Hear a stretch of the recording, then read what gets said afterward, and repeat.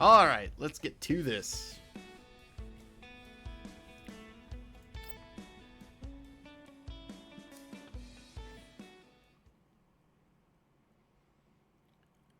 Everything has been overturned. The cycle is set to repeat.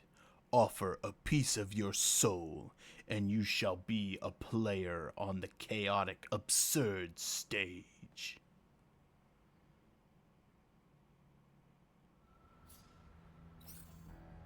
Oh, we go straight into combat. Okay.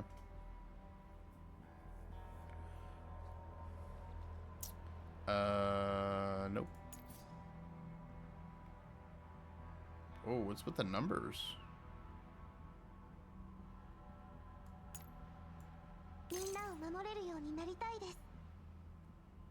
And let's go with Diane.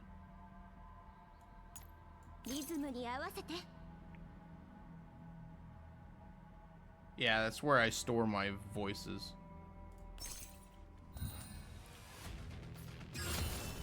I mean, isn't that where most people store their voices?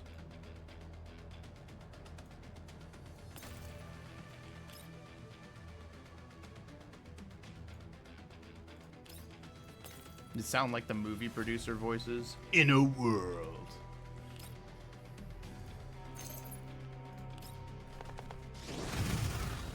where Wuthering Waves can't produce an exciting anniversary.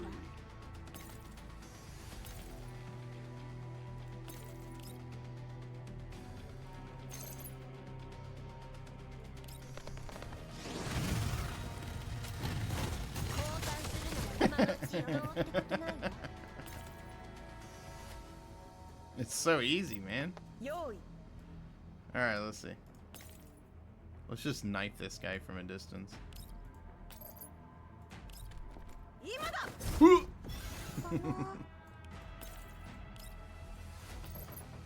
Get you?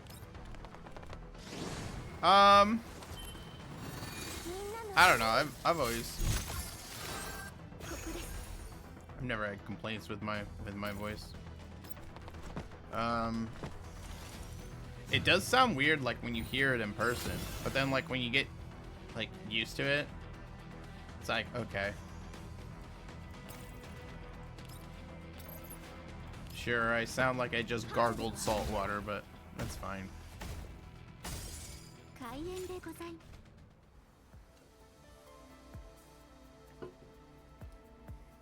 After 404 Combat Team A's arrival at the Elmo, word about the loosening of the agreement naturally reaches the members of Combat Team B. Oh, they're excited! We're getting the gang back together!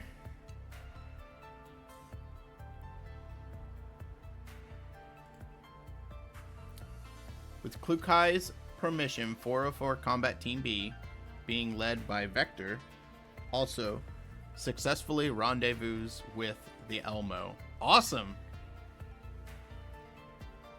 I've been waiting for this, for me to like meet up with all the girls from the original Girls Frontline. No more staying away.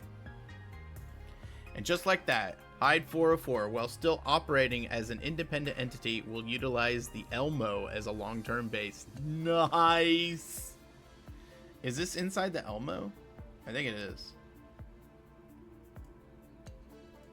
Having just completed some combat simulation training, the members of Combat Team B return to the terminal. The progress bar on the monitor is at 100%, and dense rows of data and statistical charts start scrolling down. Vector stares at the final combat evaluation score with a slight frown. Well, Rod. I don't know who that is. You don't look very happy despite the decent score. She looks pissed, man. Candidness is key to effective communication among teammates, so tell me, why are you dissatisfied with the score? It's not about the score. Well, Rod, you didn't follow up the operation plan we agreed upon beforehand. A good plan should be flexible enough to withstand change.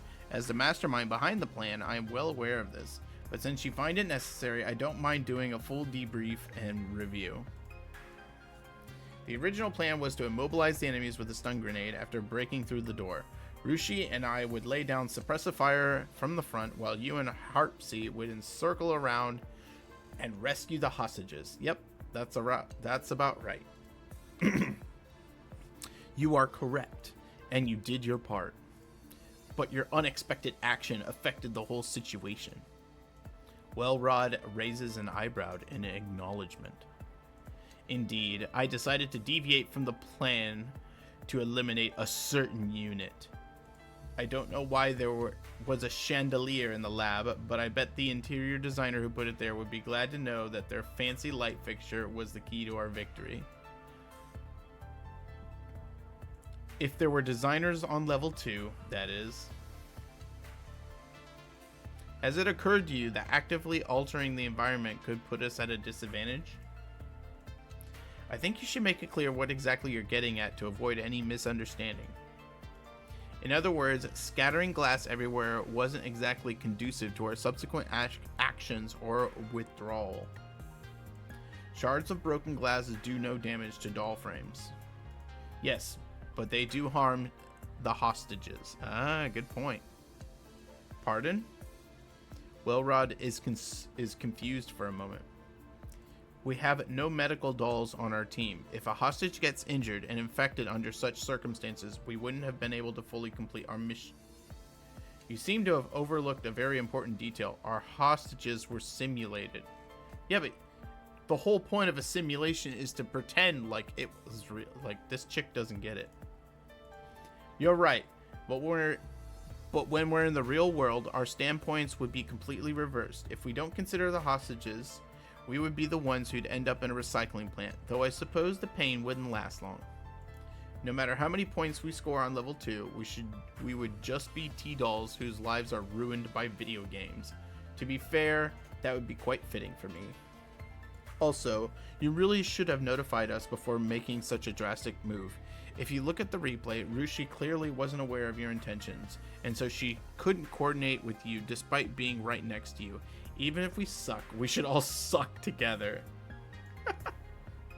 The battlefield is ever changing. Opportunities wait for no one. Surely you know that as well. I already don't like this girl.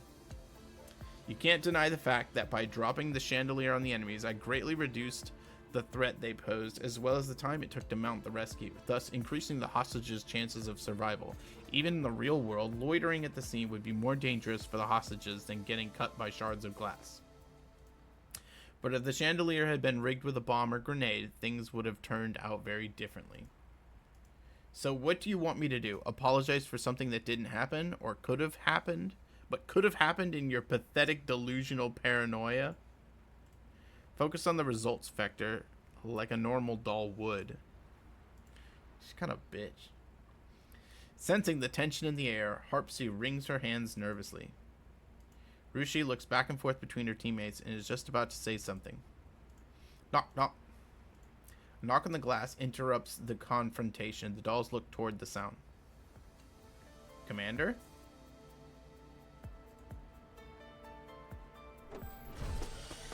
The door slides open with a soft whoosh. I retract my gaze from the screen in the training room and direct my attention to Vector, who is jogged up to me. What is it, Commander? Are you here to supervise our training? Nope, I came to talk to you. Still, isn't this score a bit low for you guys? Oh!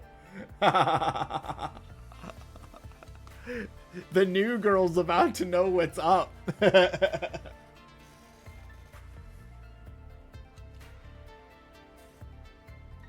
Following my gaze, Vector glances at the data shown on the screen through the glass. Yeah, I didn't handle the problem very well. We have very different habits and ways of thinking. The adjustment process is proving a little challenging. I don't know if you've noticed, but rather than adjusting to each other, that sounded more like a full-blown argument to me.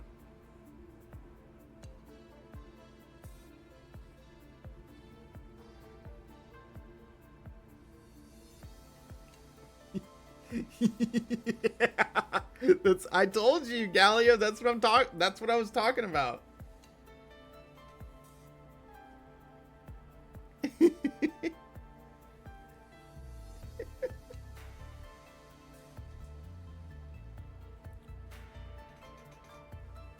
you can only get two of those. You can only get two of those wishes without pulling. Otherwise, you have to pull.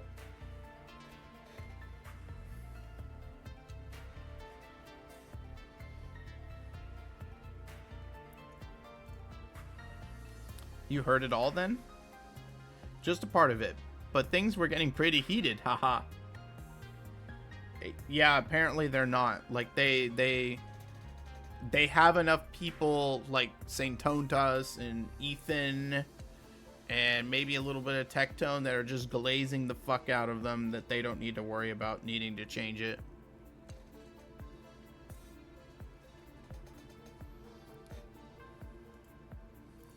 The way I see it, you do work well as a team, but maybe things may go more smoothly if you communicate in some other way. Klukai said as much. She told me to find an effective way of communicating with my teammates. But arguing is also a way of communicating, no? Okay. Hey, touche. You're true there. It may be a bit harsh, but through an argument, we can all efficiently state our own needs and deepen our understanding of each other. Besides, Welrod's cutting remarks also serve as a regular reminder that this position of leadership just fell out of the sky for me, and that I've yet to prove myself worthy of it. Welrod, the change in the way she speaks was a bit dramatic, but I'm sure she didn't mean it that way. I do wonder what she has gone through. Her tongue is much sharper than it used to be. Oh, did you used to know her? Interesting. I honestly don't know if they're gonna change it, Galio. Like, I really think that they're just gonna continue to go with it. It still beats my constant self-pity. At least she worked on becoming more persuasive. You see, on top of reaching an understanding, you also need to reach a consensus. You must also get Welrod to trust your concern and judgment if you value cooperation. But right now, both you and Welrod are still standing your ground and trying to force each other to accept your respective views. 8 wishes.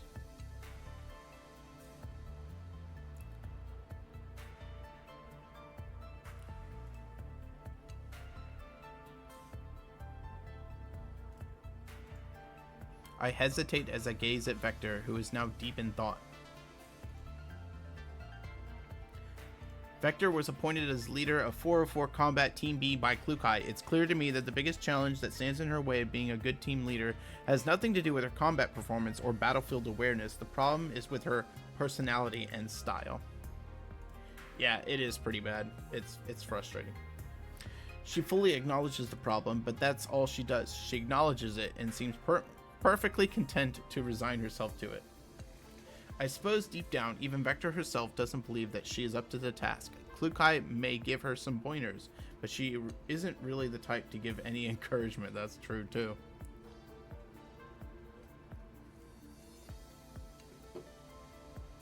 Sorry, that might have been a bit harsh. Since you're the team leader, I'm sure you have your own way of managing your team. Right, back to the subject. Have you seen the message that Klukai sent you? Vector pulls out her communicator immediately. There is an unread message. Michty's training plan? What? I will be out on a mission with Klukai, and Doris and Belka are also coming with us. Michty's frame is still under calibration, so we'll leave her behind on the Elmo for now. However, Klukai has put together a training program for Michty because she's worried that Michty is going to sleep the whole time we're away and completely neglect her essential data calibration. That's so true. She said you never replied to the message she had sent you, but she's busy preparing for the mission, so I came to follow up on that for her. Good luck, man. Find something good to eat. You want me to supervise Michty's training? That's right. I believe Klukai would like Combat Team B to bring her along for your training as well. Don't go easy on her, not even in a 4v1 or a relay fight. 4v1 would be a bit too. I've included all the things to note and the precautions to take here. In any case, just make sure her head isn't always attached to her pillow. Fine. I hope Mechty won't find the fight against me too underwhelming. Vector's pessimism is a bit of a headache, but since I'm set to depart, I'll leave it till after I come back. Basically, Klukai wants you to take over as Mechty's leader. Mechty's leader while she's away. So don't hold back and be as strict as you want. Be as strict as you want with her, Vector. I'll do my best, but only if I can wake Mechty and get her to attend her training.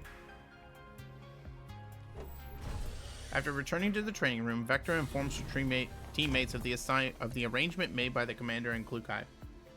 Oh, looks like our great team leader has switched careers and become a nanny. Vector ignores Welrod, who is still hung up on the argument they were having. Let's call it a day.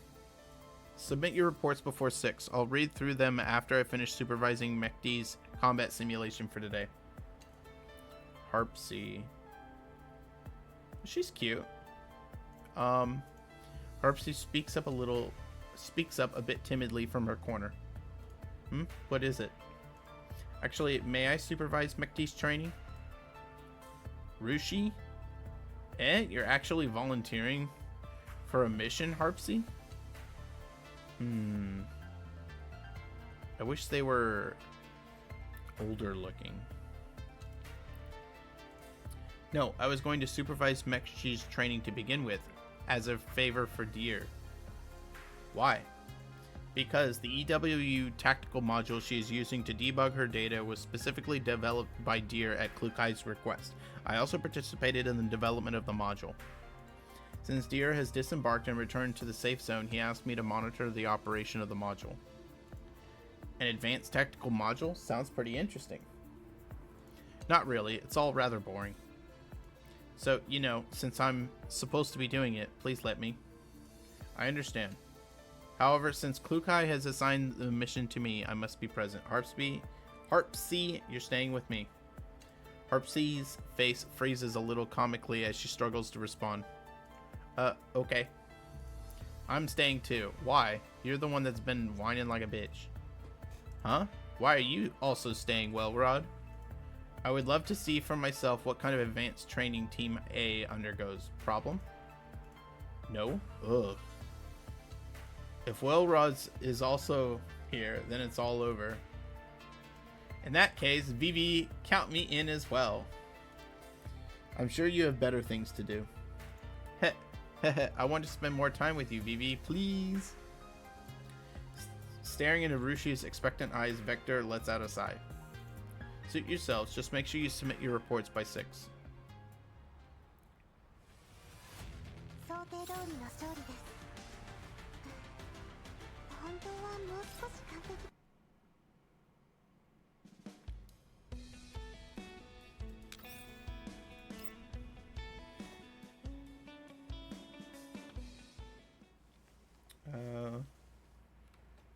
Yeah, let's put my head up there. Mechty feels a light shove on her arm. Her auditory module, which has been inactive while in sleeping mode, activates instantly. Wake up. That doesn't sound like Klukai. The shove also felt a lot less violent than usual. In that case, I'll just... If you don't get up this instant, I'll confiscate the manga on the floor, you hear? All the manga on the floor. No! That's an out-of-print collectible edition of Doll X Family signed by the manga artist. It's super expensive. Mechty performs a spectacular kip-up from the beanbag sofa as she relaxes visibly when she sees who it is. Oh, it's you, Vector. Here, I invite you to appraise this beanbag sofa together with me. I spent a fortune on it. It's much comfier than the couch in the lounge. You see, the moment you lie down, as much as I want to join you, this isn't the time. Mechty is utterly deaf to what Vector is saying, as if she's just flipped a switch. I really didn't want it to come to this, but according to the guide that Klukai has left behind, this would be the most effective thing to do. With a helpless sigh, Vector grasps Mechty by the arms, lifts her up, and shakes her back and forth with great force. Hold on, something will come loose at this rate. All right, I'm getting up. What the heck? You're starting to act more and more like Klukai. What happened? Aren't we supposed to be best friends of the Beanbag Club? You have 7 hours to complete today's combat simulation training. If you don't complete it in time, Klukai will be notified that your training is behind schedule. It's fine. Klukai isn't even here. I'm sure even the training conference will be postponed. Hang on. How...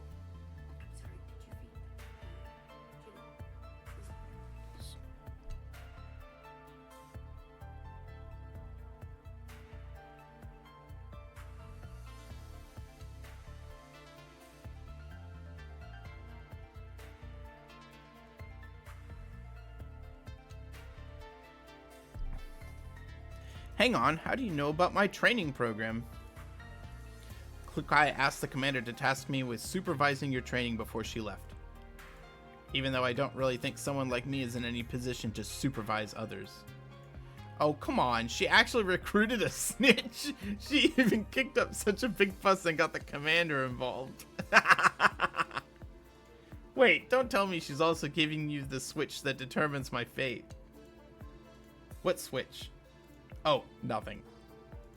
Come now, Vector. Don't take everything so seriously. Remember the first tenet of our Beanbag Club. Never do anything that can be put off until the last minute.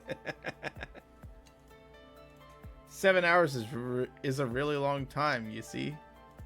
I don't remember joining any club. Get up. Klukai didn't mention it in her message, but I'm guessing I will be held responsible if you don't complete your training in time. Seeing that she can't weasel her way out of this, Mekti slides off her beanbag sofa reluctantly. Trying to guilt trip me now. Damn it, Klukai is becoming more and more like Leva.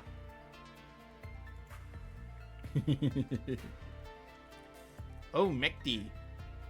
Morning.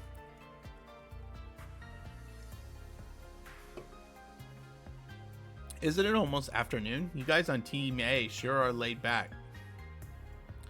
Mechti looks around the training room wordlessly and turns toward Vector. So just how little does Klukai trust me to have arranged such an over-the-top surveillance team for me? Maybe the two of us are the ones she doesn't trust. Whatever, Harpsy, make the preparations. Okay. Harpsy links Mechti to the control terminal. She hesitates for a moment after entering level 2, but then proceeds to activate the module. Turn on the monitoring device and project her level 2 onto the screen. Do we need to be that thorough? I believe by supervising, Klukai meant watching her every single move like a hawk. What's the matter with you today, Harpsy? Why do you seem so tense? Huh? Do I? Look, Vivi, the image on the screen looks a bit strange. Prompted by Rushi's exclamation, Vector looks toward the screen. It is not showing the scene of a combat simulation. In the center of the black screen, an hourglass icon keeps rotating. The lines of text start emerging. Constructing world framework. Formulating achievable objectives. Sowing tiny seeds of malice. A happy ending? What is this? Just then, a new image appears on the screen. The city, from a bird's eye view, is deserted. It appears desolate, dilapidated. The image lurches, starts diving downward. A black spot on the ground grows ever larger. As the camera dives, new text appears on the screen again. The once prosperous and beautiful city fell into decline under the ravages of invaders. As a guardian, it is your unavoidable duty to eliminate them. Young one, go and create a legend. The subtitles disappear and the camera approaches the ground. It gradually becomes clear that the black spot is in fact a doll armed with a gun. She is facing a horde of enemies that are ready to attack. Oh, that's Mechti.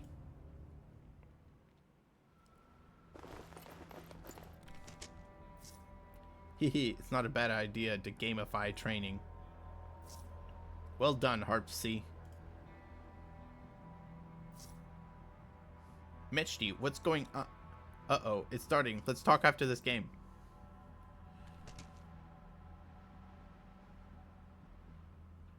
Okay. Same team? Alright, good. Oh, lordy.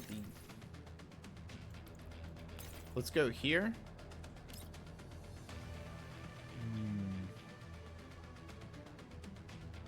No.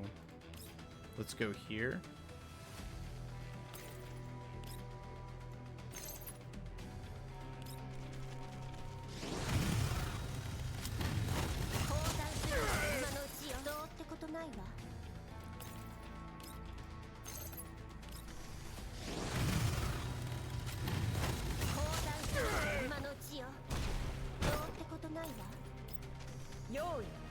Okay. Go here. This.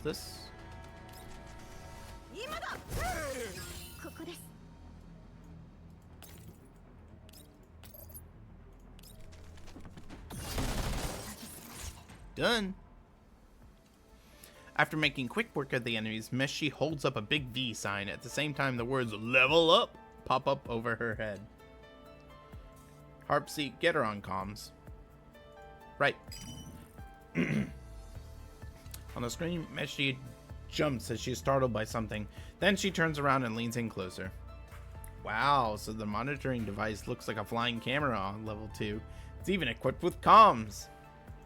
Disguised as a familiar that follows a girl around. A distasteful yet classic trope.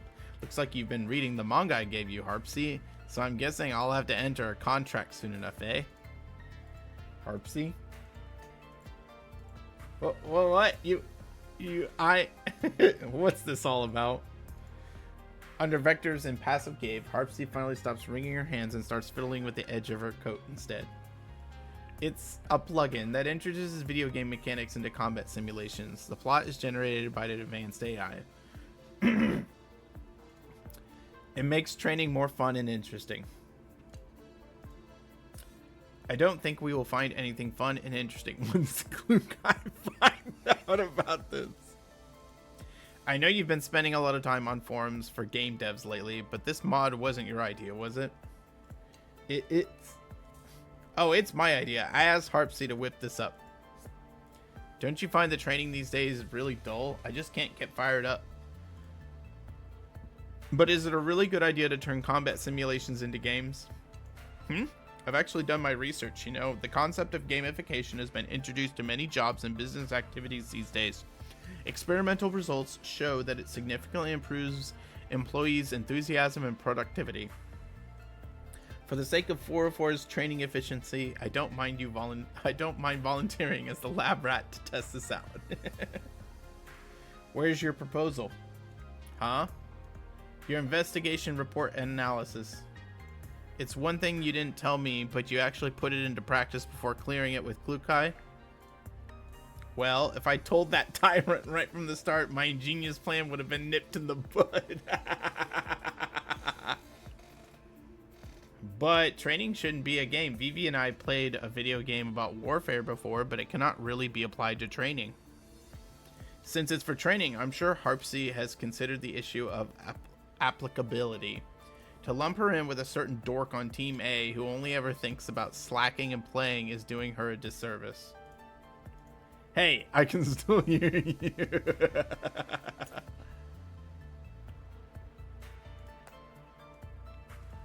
I'm not questioning Harpsy's ability or Michty's.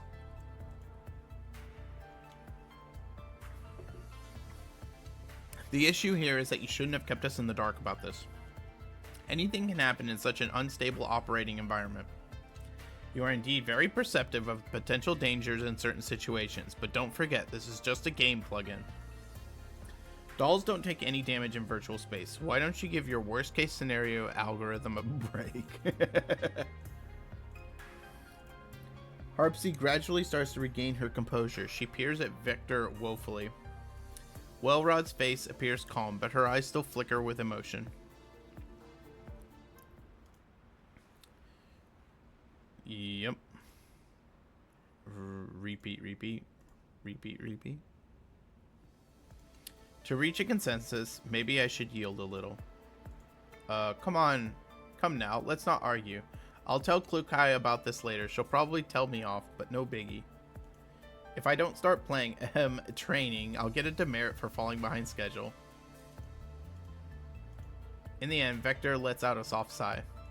Fine, carry on with your training. I doubt we'll be able to contact Klukai or the commander anytime soon. Alright.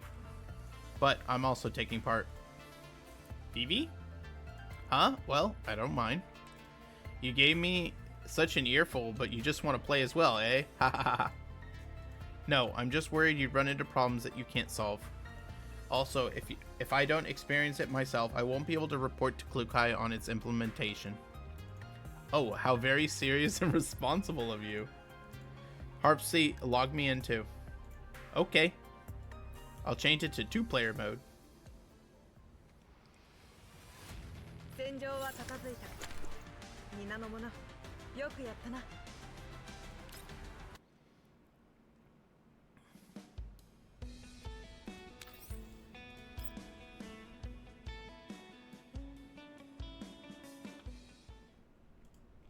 The overgrown weeds and cracked soil beneath Vector's feet stretch all the way to the high walls surrounding the city in the distance. Using the watch-like operating device fixed on her wrist, Vector opens an area map. On the map, the red cursors representing her and Mechti are drawing closer together. Vector, over here! The wind carries Mechti's holler. Vector studies her surroundings. Her attention is immediately drawn to a red telephone booth not far from her. She then catches sight of Mechti, who is bouncing up and down right next to a phone booth, waving her arms around. Her hair is frizzy and messy, like a bunch of weeds. Vector the Brave, are you ready to set upon this adventure with me? I think I am? No, you're not. But that's alright. Mechti the Great Prophet will guide your way. Come, head inside. Mechti points to the red phone booth. What's this? You'll find out when you get in. Vector is ushered into the phone booth, which looks decidedly out of place with its surroundings. Then, at Mechti's insistence, she picks up the receiver and puts it against her ear. After a soft click, a mechanical female voice comes from the other end of the line. Saving game, do not disconnect. Saved, you are fully restored. Vector hangs up and exits the phone booth. She realizes her HP bar is full again. So, it's a save point? Save points are super important. You can only level up and restore to full health at save points. Whoa, how come you jumped 3 levels in an instant? Your level is now even higher than me, the Great Prophet. I killed several Elids on the way. So you get more XP from farming Elid mobs. That shouldn't be the case. Are you really Mechti? Of course I am. Why do you ask? Your energetic demeanor and genuine effort in problem solving are incongruent with my neural records. I told you as much. Gaming can boost enthusiasm.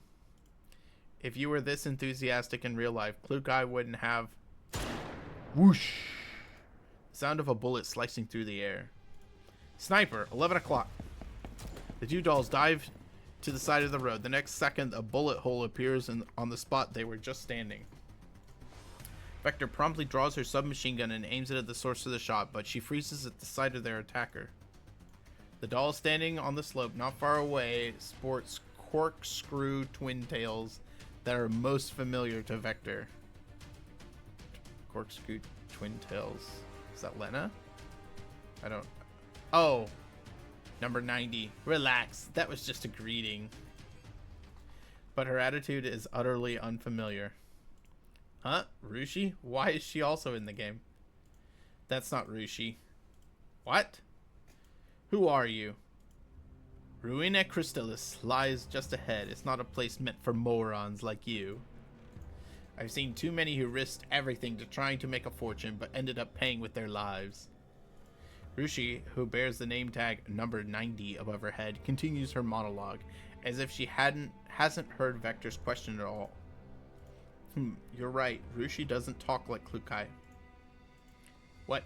You don't know about Ruina Crystallis? The technology of converting collapsed crystals into crystal energy has won this city worldwide renown. Just how ignorant are you?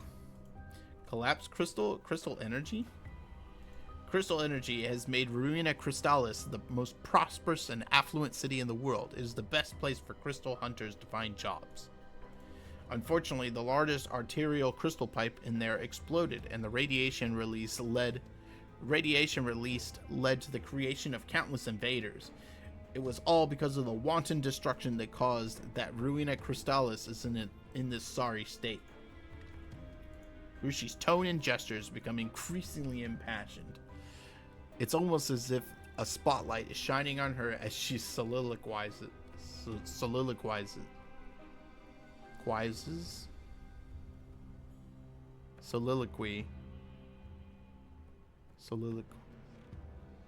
I think it's quizzes. Soliloquizes. But even as a set of ruins, the remaining collapsed crystals in the Ruina Crystallis still attract countless fools who dream of getting rich overnight.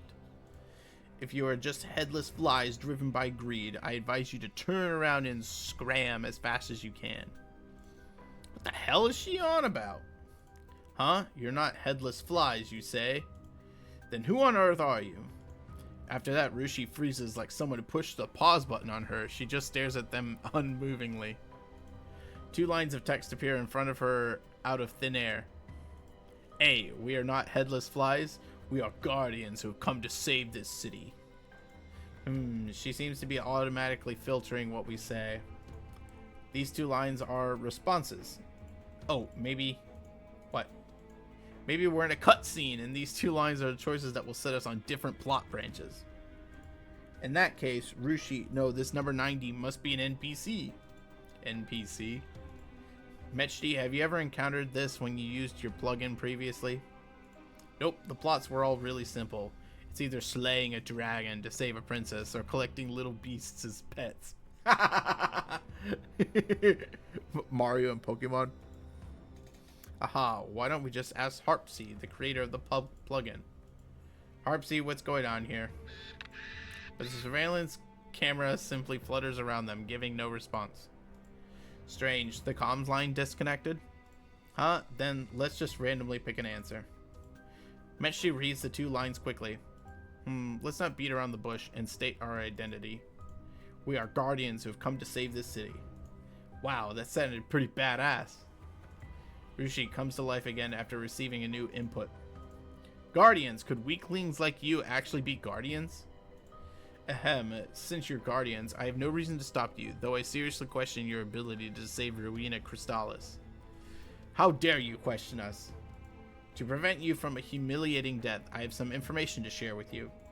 Invaders will regenerate infinitely in the radiation and can only be eradicated by using a secret weapon that can cleanse the radiation. The secret weapon is in a research institute in the northwest corner of Ruina Crystallis. I've guided many people there, but none have returned. If you're sure about this, follow the road and head north. There is a border terminal, which is the only entrance to this sealed city. And here are some supplies for you. Zone map, ammo, main quest story updated. As the mechanical female voice speaks again, the dolls feel a soft vibration on their wrists. Now, go and complete your mission. Stop taking up space here. With that, Rushi freezes again. Almost at the same time, a frantic voice shrieks from the surveillance camera. Vivi, that wasn't me. I would never call you a fool or moron.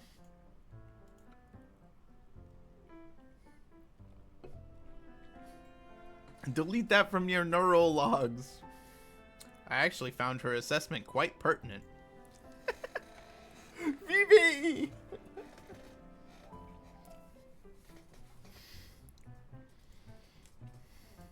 Don't worry, even I could tell that wasn't you. Get Harpsy on the line. Okay, but promise me you'll delete that. Harpsy, here you go. Harpsy's voice now speaks from the camera. Vector? Why did the comms line get disconnected just now? It didn't. To enhance the gaming immersion, voice input is automatically disabled when entering a cutscene. A cutscene, so that number 90 really is an NPC? Yes. The creative AI implemented in the plugin can only write very simple things in the early stages. After a period of time, it will learn and upgrade itself by reading the subject's neural logs. Maybe this is why Mechdi had never encountered any NPCs before. Because there was nothing to learn from Mechdi's neural logs. Reading the subject's neural logs. That's right. Due to a lack of R&D funding, some of the settings, as well as the NPC's models and appearances, are randomly extracted and recreated from dolls that have taken part in past combat simulations and their neurologs. So, that wasn't really Rushi, but merely a character with Rushi's appearance data. The personality is based entirely on the plot generated by the AI. A carbon copy in terms of physical appearance, but with a completely different personality. Oh boy, that's pretty interesting. I'm getting really excited about what's going to happen. Does this Ruina Crystallis she mentioned exist in reality? No, the AI just grabbed some information about collapsed crystals and made up the rest. Perhaps to ease Vector's concern, Harpsy adds cautiously. Don't worry, it's all just for internal use. None of it is uploaded to the network. Our data is totally safe. Understood. Vector nods. I have no more questions. Let's go, Meshi. Now that we have a new map, we should continue to explore. Oh, you seem to be even more fired up than me, Vector. See, gamification does work. Perhaps, but being more fired up than you isn't something that warrants much praise. Following number 90's instructions, the two dolls enter the border terminal without much hassle. The deserted building appears spacious and empty. A gloom of the unknown lies beyond the turnstile. Wow, it looks almost like a passage that leads to some kind of alternate dimension. Watch your step. What? Mechi dodges aside out of reflex. When she looks back, she realizes it's just a broken limb of an eyelid. Now that I take a good look, the whole place is littered with eyelid remains. I have a bad feeling about this. Once we go through this passage, we should be in the city. Vector peers at Mechi's health bar. By the way, I've been meaning to ask. What? What's that grayish white thing underneath our health bar? It goes down periodically. Oh, that's... All of a sudden, a piercing howl interrupts their conversation. Vector eyes flash as she darts a glance behind her. Duck! Enemy attack!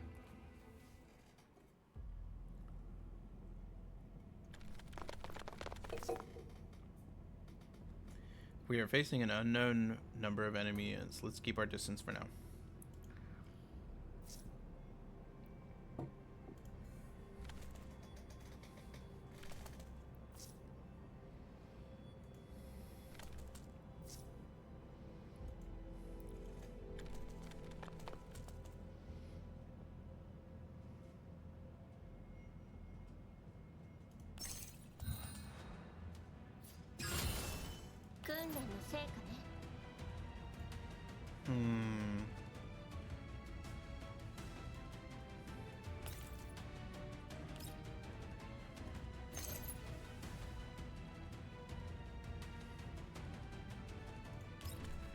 I'm gonna take some damage here.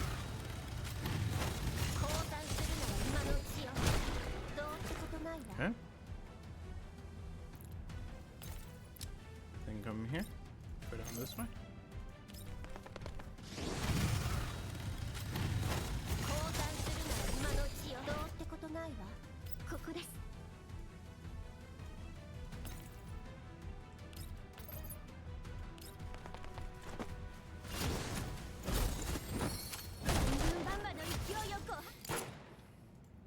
Bang! The last eyelid is shot through the head and topples to the ground even while it's lunging forward. Standing in front of it is Vector, who didn't manage to raise her gun in time. Her finger remains on the trigger. Whew, that was close. Are you okay? Vector straightens up. She curls her fingers and uncurls them again tentatively. I was unable to move due to some kind of force, but I seem to be okay now. Oh, that's because your stamina bar was down to 0. Stamina bar? You know, the grayish white thing that you were just asking me about? Any big movement, like jumping, rolling, consumes stamina. If your stamina bar is empty, you won't be able to move and will have to wait for your stamina to recover. Okay, they shouldn't add that in there. Ahem, to do that, Mekti the Prophet suggests you move and kite your enemies while recovering your stamina. Don't make any big movements unless you absolutely have to. I see, but how do you define big movements? Any movements other than walking? That doesn't seem very reasonable, yeah. Tut tut tut, what are you talking about? This is the essence of this kind of game. Stamina management is the key that sets the noobs and pros apart. You still have so much to learn, newbie Vector. But in reality, unless there's some kind of malfunction, dolls don't experience such interruptions to their power supply before their battery runs out. I can't think of any real benefit this mechanism brings to actual combat in the real world. Well, Mechi seems to be devoting a lot of computational power to pondering this question. Her brow furrows deeply. It can reduce unnecessary maneuvers, conserve energy and power. See, at the end of the day, energy and power aren't infinite. I personally disagree, but I will note this down and let Klukai and the commander be the judge of that. Ugh, we're having so much fun here. Why do you have to keep bringing up the bad ending that awaits me? As they converse, they step over the remains of an Elid and head towards the turnstile. Neither of them notices its almost imperceptible twitch.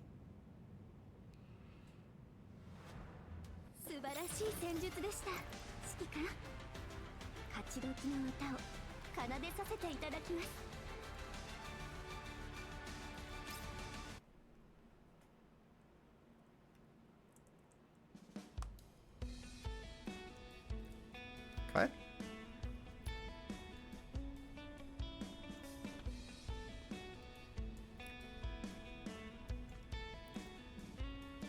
Okay, so there are 11 stories total.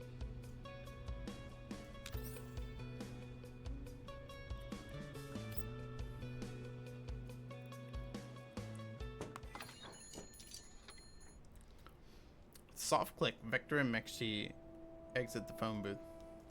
Before them lie familiar weeds and a cracked earth. The bloody text, "You died," remains hauntingly fresh in their memory. Wait, why are we here again? You return to the last save point only when you die. So clearly, we just died. How? I have no idea. I was talking to you, so I didn't see anything, but something probably ambushed us from behind. Just then, the surveillance camera pipes up while circling around them. Vivi, I saw it. It was the Elid that you shot down. It was feigning death. It was the one that attacked you from behind. Elid? It feigned death? We've been had. I should have known there would be such sneaky-ass moves in this kind of game. Yep. Hang on, am I being ignorant here? Have you ever seen an Elid that knows how to feign death? I haven't, but that doesn't really rule out the possibility. When it's a matter of life and death, even poor Elids have to pick up some cunning tricks. If that's true, then all commissions that involve Elids would double in price. This time, it's Welrod who speaks through the camera. Vector, isn't this one of those extreme unlikelihoods that you're so obsessed with? This shouldn't be so far-fetched, according to your logic. The derision in Welrod's tone does not escape Vector, but she makes no rebuke. Instead, she pulls up the game interface. We are missing a certain amount of ammo and 531 XP. Is this a system error? Oh, nah, it's probably the penalty for dying. Penalty for dying? Just as we get drops as rewards for killing enemies, if we die, we also lose supplies and XP. Man, I remember playing Final Fantasy XI and the worst thing ever was dying and you lost EXP. That sucked.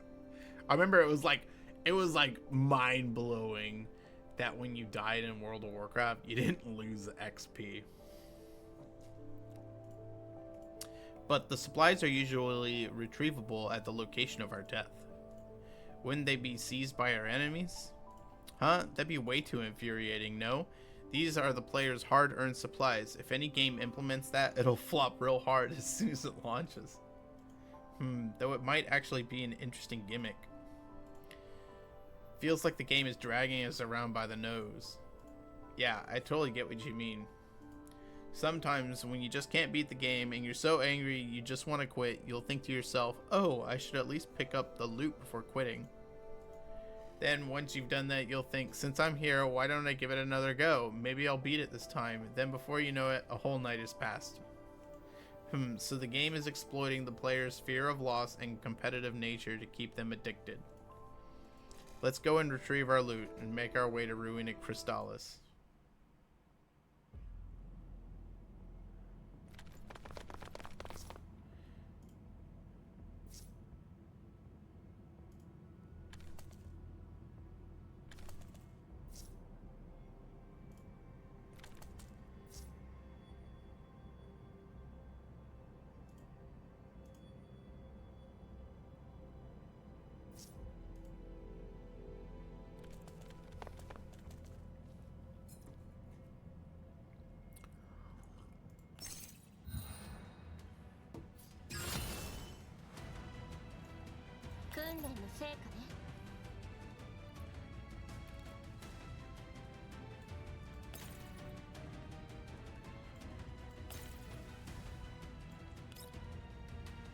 Damn.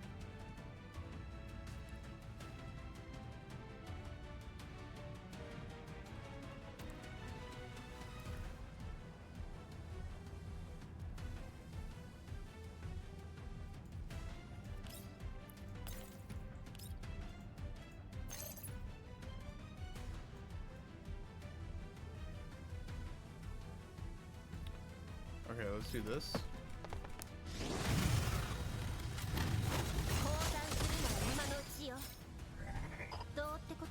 Then go here and do this.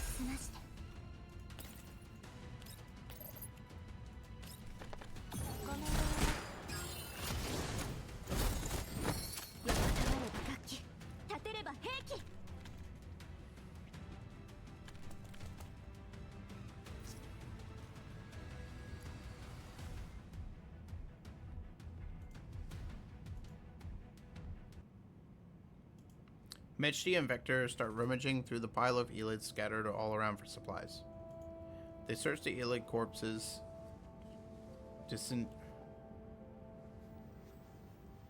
They searched Elid corpses disintegrate and fade. They saw Elid corpses disintegrate and fade away. Ammo? 63 obtain. Healing potion times 10 obtain. Item crystal bracelet obtain. Zone map obtained. New zone unlocked. A cheap bracelet made of inferior crystal fragments. Judging by the description, it seems pretty useless. If it's useless, it's probably an item that's related to the plot. We can't go wrong by keeping it with us. Say, this has been quite profitable. With all this XP, we can level up twice in a row. But we're constantly at risk of losing XP before we find the next save point. You'd be wise to not treat them as yours yet, so that you won't feel sorry if you do lose them. If we lose them, we can always get them back. It's just a bit of a pain. You can always start again in games. You can always start again. Does that mean you don't always give it your all? Exactly. Oh, no. I always put in an effort. Oh, caught. Vector stares at Mechty with a look of disbelief. Then all of a sudden, another thought seems to have struck her. If we die again while in the process of retrieving our loot, will we still be able to recover the things we were trying to retrieve? I haven't really come across that situation, but speaking from my gaming experience, probably not. Harpsy, is that right? The camera hovering in midair bobs up and down twice. That is indeed the case. I based it on a game with similar mechanics. Basically, you can only recover things that you last dropped. So if your inventory is empty to begin with, you won't be able to recover anything. In other words, players are very likely to end up with nothing at all. Huh? Yeah, if you're not careful, then that's true. An extremely limited amount of save points, save-based recovery, enemy resetting, drops, penalties. So far, I find the design and features of this game that are beyond the scope of training a little too harsh and cumbersome. Huh? I was just trying to match the little level of difficulty to the module. Also, Meshi said these were all standard setups for games. Standard setups for games. I'd assumed you would at least consider how to incorporate training into the game, but from what I can see, you have simply shoehorned it into a framework without much thought. That's where you are wrong. Suffering is the essence of this sort of mechanism. Only through the trial of hardship does the fruit of victory taste sweeter. I don't have a module installed for ingesting food. Thank you. So, what else do I not know about the essence of this kind of mechanism? You're missing the point, Vector. You've been approaching this with a negative bias and much reluctance from the get-go. It's only natural that you struggle to experience the fun that I'm trying to explain. You've got to relax. I think you also completely fail to comprehend my concerns. I totally understand them, but since we're here, we should just chill and enjoy the game. Vector's brow furrows, then she lets out a heavy sigh. Never mind. At least in terms of combat, both the breakout in the beginning and the ambush we just went through matched the settings of the module. There are some things that didn't make much sense in other aspects, but they're not impossibly far-fetched. Wow, sounds like you played some impossibly far-fetched games. I just find it very bizarre that these games demand dolls to behave in a way that follows human physiological habits. Can you explain it in a more understandable way? Basically, back when we were still at Griffin, Rushi and I took part in a gaming tournament for some monetary reward. The event was quite heavily promoted. I wonder if you remember. Gaming tournament, that does ring a bell. Apart from dying in combat, players in that game could also die from hunger and hypothermia. That wouldn't be so strange for humans, but we as dolls we are dolls, so we tend to overlook such problems. If this plugin also incorporates the same mechanism that makes it possible for us to die with lack of sustenance or low temperatures, then it would make it even more difficult for us to beat the game. Hold on, don't tell me you're talking about the Division. I remember that. This kind of reminds, like, when Girls Frontline 2 launched, it reminded me of The Division a bit. What? You didn't participate? Nope. I remember, a doll player did actually freeze to death. I think she went by Pink Nyan Nyan Punch. What a tasteful name. Right, we better get going, or the elids here will respawn. You're right. Then let me check which way we should go. After scrutinizing the map for a while, Vector plots out a serpentine route.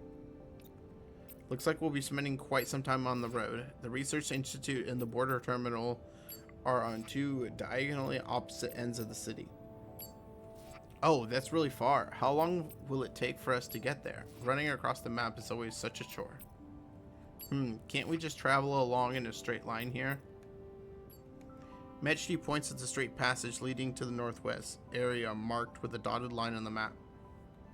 The mouth of the passage is right ahead of them. Underground transportation hub of Ruina Crystallis. Are you sure? Anything underground always sounds particularly ominous. The value of training is demonstrated in dangerous places. We're not tourists, so what's the point of spending so much time on the road? You're right. It's more important to complete the training.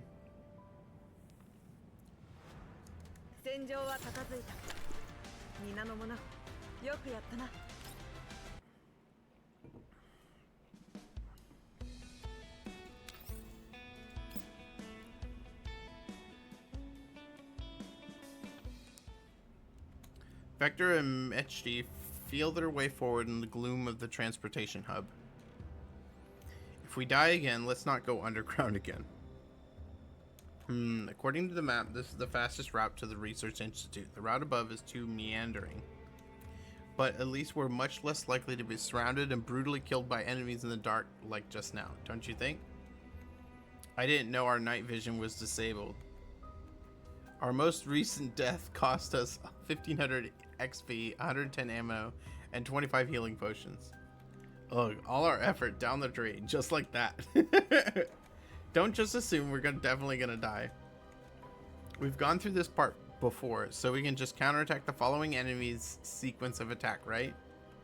Then have you memorized the enemy's sequence of attack? Well, 2 came from straight ahead, then 3 from the left, and 1 from behind.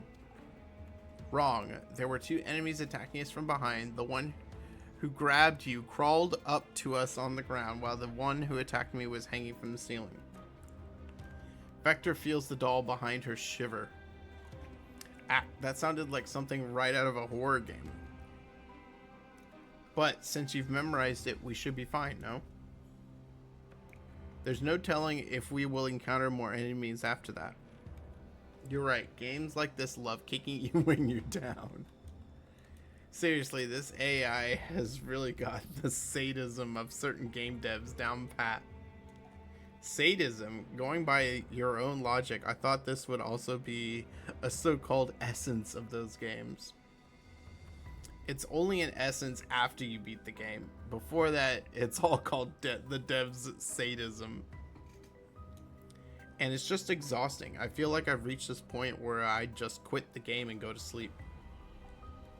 But this is your training. Oh. Vector ignores the reluctance in Mechji's voice and continues forward. As darkness hampers her vision, her auditory module becomes exceptionally sensitive. In this cavernous underground transportation hub, even the softest rustle sounds incredibly loud. Vector suddenly comes to a halt, causing Mechji to crash right into her back. Aw, that hurt. Why the heck did you stop all of a sudden? Hush, stay quiet and crank up your auditory module's sensitivity. Why are you being all secretive? Mechji rubs her forehead and does as is instructed. A buzzing noise like the flapping of bee wings grows clearer and clearer from ahead.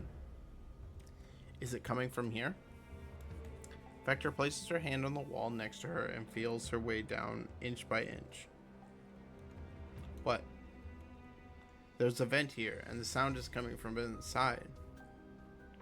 Mechji, back up a bit. Huh? Okay.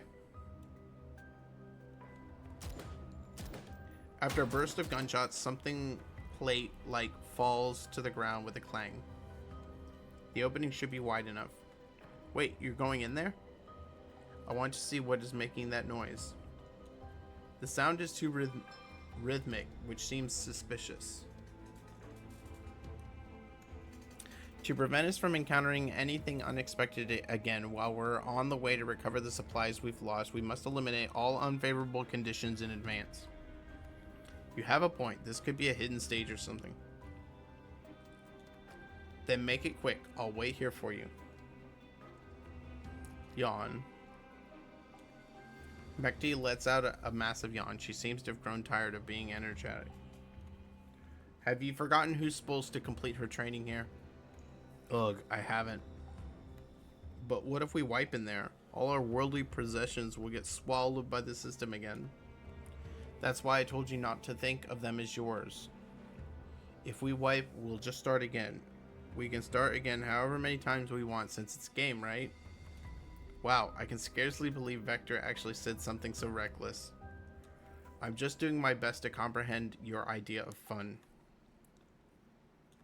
After turning a few bends along the ventilation duct, the two dolls' vision becomes clearer and clearer as their eyes capture a little bit of light. At last, they reach out of the other end of the ventilation duct. Vector dislodges the metal plate by force, and light floods their vision. Metal buckets and storage boxes are scattered all around in a space which is neither big nor small. Several switches are mounted to walls, and several generators are locked behind metal fences on the other side of the passage. This is a generator room. But these generators aren't running, so where's the power coming from? And that's the mechanical sound. And what's that mechanical sound? Could it be that Vector looks towards where Meshy is pointing and sees an electric cable traveling down the wall across the passage. The cable is connected to a glass container device. A sparkling crystal is suspended in the glass container, slowly rotating while emitting a rhythmic buzz. That's... Just as they make to approach it, the sound of glass container crashing to the ground suddenly comes from behind them. They quickly dart behind a pillar and raise their weapons.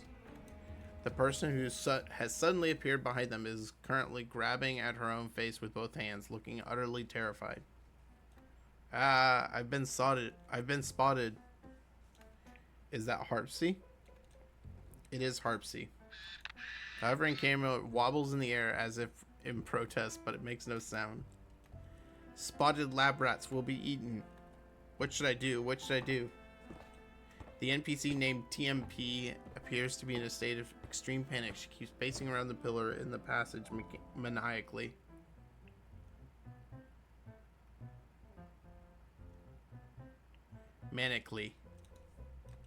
Then all of a sudden, she stops. Phew, I need to calm down. Calm down and think. Oh, right there. I have to find the anywhere door. If I find the anywhere door, I'll be able to leave. She looks around. Her face lights up in glee as her gaze lands on one of the storage boxes. Found it, ha! DMP steps right into the box and closes the lid over her head in one fluid moment. Vector strides forward and flings the lid open. A scream that sounds almost like a groundhog immediately comes from within the box. I got found again. It's getting dark in here. Ugh, it's so loud. My auditory module. Vector, do something. As the scream persists in the background, two choices once again appear before the two dolls. Close the box and let her calm down. Use item crystal bracelet. So this is where you can use it. Vector taps the icon on the crystal bracelet on her watch and confirms that she would like to hand it over to Harpsy, who bears the name tag TMP over her head.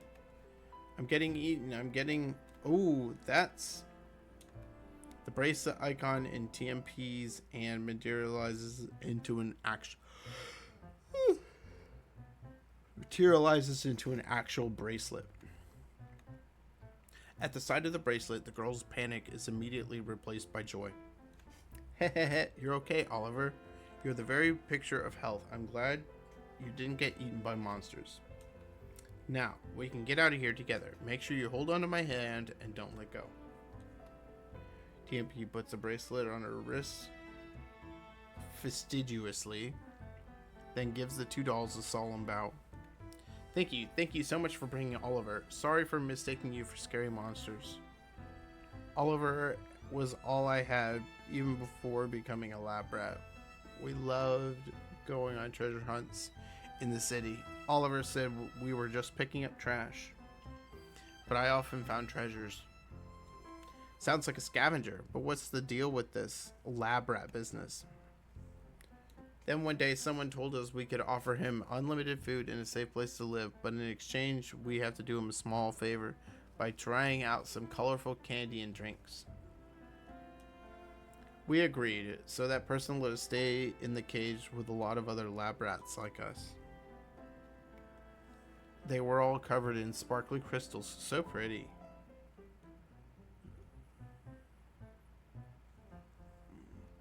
Oh yeah, that's it. Wow, thank goodness it didn't break. The jar is surprisingly sturdy.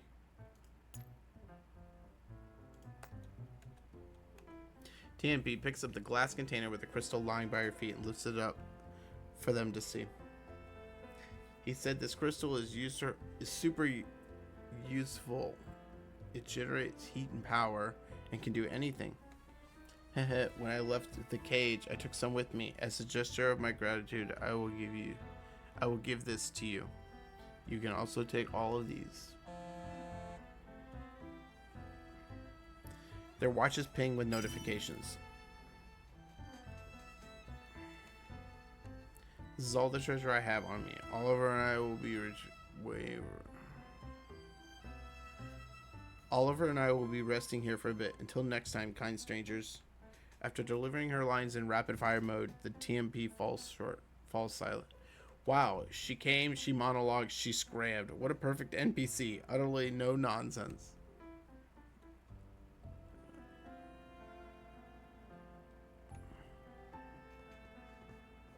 Vector waggles the flashlight in her hand.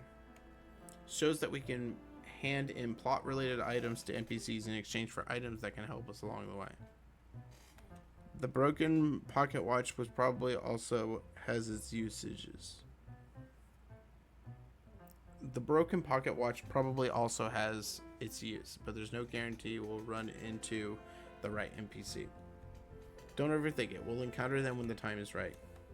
At least we have a light source now. We won't be so easily ambushed by elids that jump us from the shadows like before.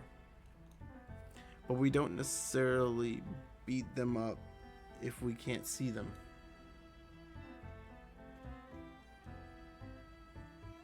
Look, one step at a time, I suppose. Now let's go get our stuff and continue on to the city.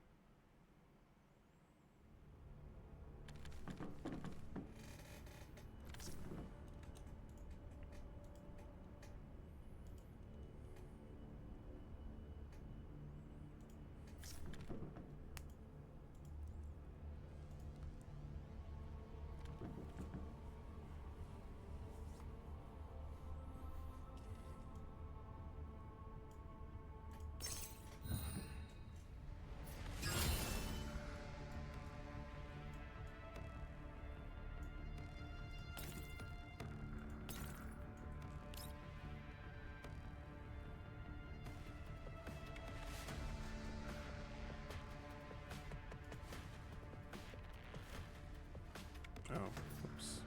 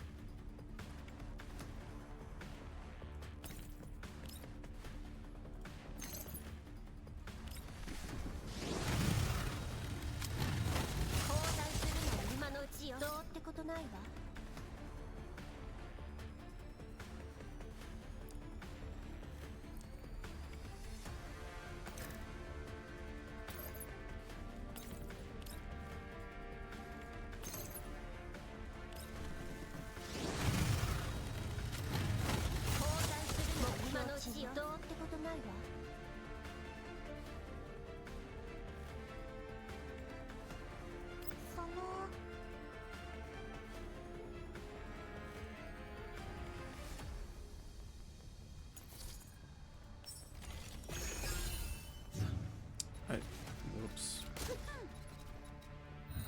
I don't know what I was thinking.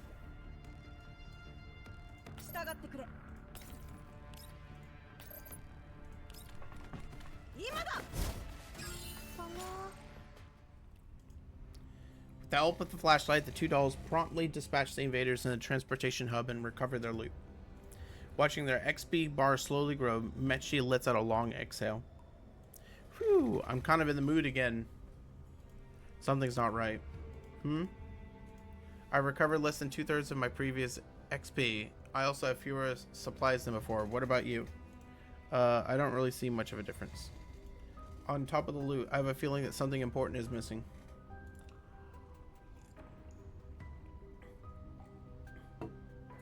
Something important? It's all simulated data here, so you shouldn't lose anything. If you lost important neural logs, your neural module would also flag it.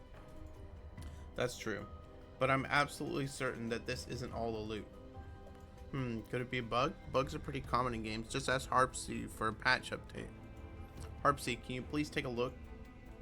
Sure thing. Leave it to me. While you're at it, also check the surveillance connection. Your voice is getting fuzzy. Okay.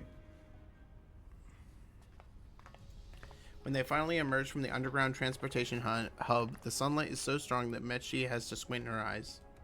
Ugh, we're finally out of that dark and miserable place.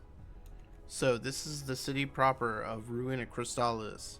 It doesn't seem all that different from the satellite cities we've visited before.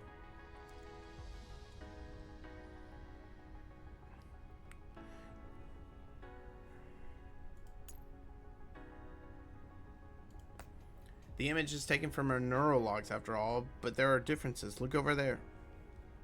There are colorful glass pipes of varying thickness and lengths as far as the eye can see. Some of them lie under overturned floor tiles, some of them are poking out of broken walls, while others are completely exposed outside.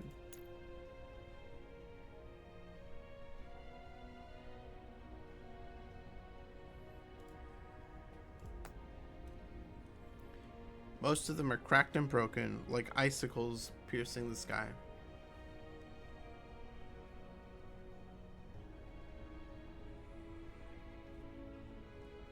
I wonder what these colorful glass pipes are for.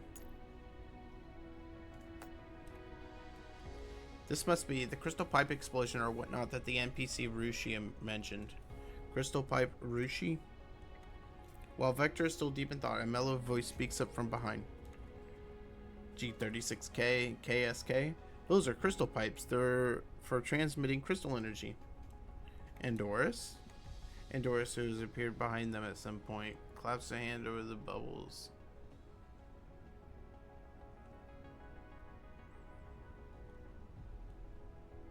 Andoris, who has appeared behind them at some point, clasps her hands and blinks. Her lips curl into a prim smile. Ever since people discovered how to convert collapsed crystals into energy, the city has began laying pipes made of this special material on a large scale to transmit energy to every corner of the city. The city was therefore named Ruina Crystallis, and the pipes were also named crystal pipes. These rainbow-like crystal pipes were the officially Ruina Crystallis, and the pipes were also named crystal pipes. These rainbow-like crystal pipes were essentially the arteries of this city. Right, are you crystal hunters? Crystal hunters? No. You managed to reach the city proper. You may not be crystal hunters, but you're no ordinary people either.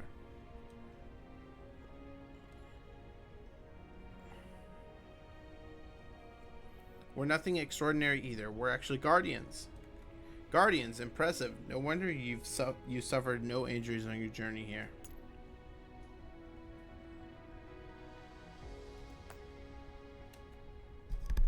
Ooh, sorry. Well, that's not entirely... what is it, Vector? Feeling a tug on her sleeve, Mekti looks back at Vector. Don't you think there's something strange about her? Strange? Yeah, you're right. It's like talking to Andoris in the flesh. That's not what I mean. Have you noticed that our interactions with other NPCs are done through multiple choice questions, whereas she's able to converse with us freely? Maybe it's just a fluke. Maybe it's just a fluke that her prescripted response matched the conversation. Let me try again. Meshti clears her throat. Ahem, Andoris. My name is G36K KSK. Damn, she actually registers what we're saying. She's different from the previous NPCs. We better be careful. And who are you? I'm a mercenary dispatched to Ruina Crystallis to serve and rescue survivors. You're here on your own? I came with a company, but the intelligence we received was inaccurate. The number of invaders drawn here by the leaked crystal energy far exceeded our expectations. Out of the whole company, I'm the only one left. G36K KSK frowns slightly. I'm trying to gather as much of my companions' possessions as I can, just to give some closure to their families. The two dolls fall silent as they return to their resolute gaze. Something just feels off. Have you got any ideas? Not really. It's too much of a pain to think. I just want to get this over with and get some rest before Klukai comes back. Have the motivational effects of this gamification thing worn off already? Well, even a gamer girl would get bored after playing for so long. Klukai? Nope, nothing. You're gathering your fallen companion's possessions, you say. Have you found anything yet? No. It's like they're all trying to find needles in a haystack.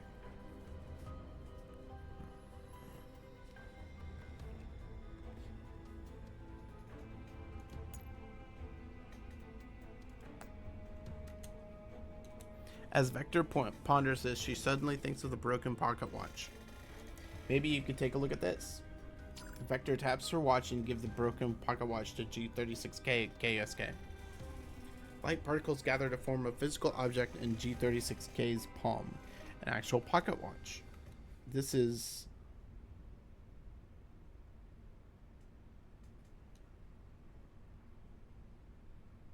She opens up the pocket watch with great care, and her eyes well up with tears. This belonged to a friend. Thank you. G36K KSK turns the open pocket watch to show Mechty and Vector what's inside. A photo is engraved on the inside of the cover. The subject with blonde hair and green eyes glares at them with a scornful eyes. Ha ha ha. It's Welrod. Vector eyes the hovering camera with some trepidation. It's for the plot. I hope she doesn't mind too much. Thank you. This is probably the only thing I'll be able to support.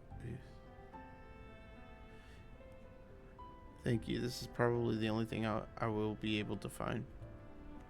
I don't have anything to give you in return for the favor. Huh? Nothing at all? I thought we would gain some kind of new skill or some amazing items, like an armor of revival or something like that. I'm very sorry. I'm afraid I don't have any armors of revival, but I could join you and lend you my strength. Support character G36K KSK has joined the group. Holy crap, this can happen? I suppose the support character is an NPC that assists players in combat. Bingo, 10 points to Vector. Fabulous. Now someone will fight in my stead.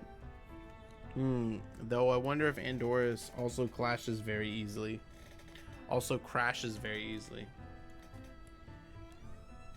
You shouldn't rely on her too much, whether she's prone to crashes or not. You've got to complete your training on your own. Don't worry, support NPCs are only there to balance out the game difficulty. Vector appears at the smiling G36K KSK, then at Mechty, who is looking around with excitement and frowns. She tries to suppress the sense of disquiet she's feeling and looks down to the conquest map.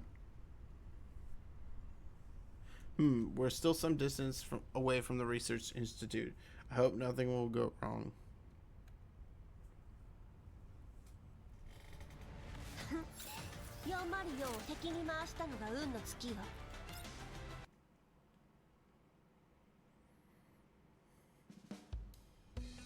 All right. Jeez. We've gone halfway so far. There's still another 3 to go. Yeah. We will continue, but I'm just going to take a short break and we'll be back in like 5 minutes. All right, let's get back to it.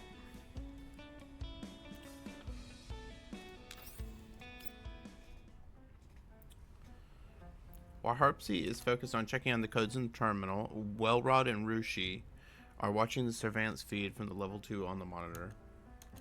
At the sight of her own portrait of the deceased, Welrod crosses her arms and scoffs in distaste.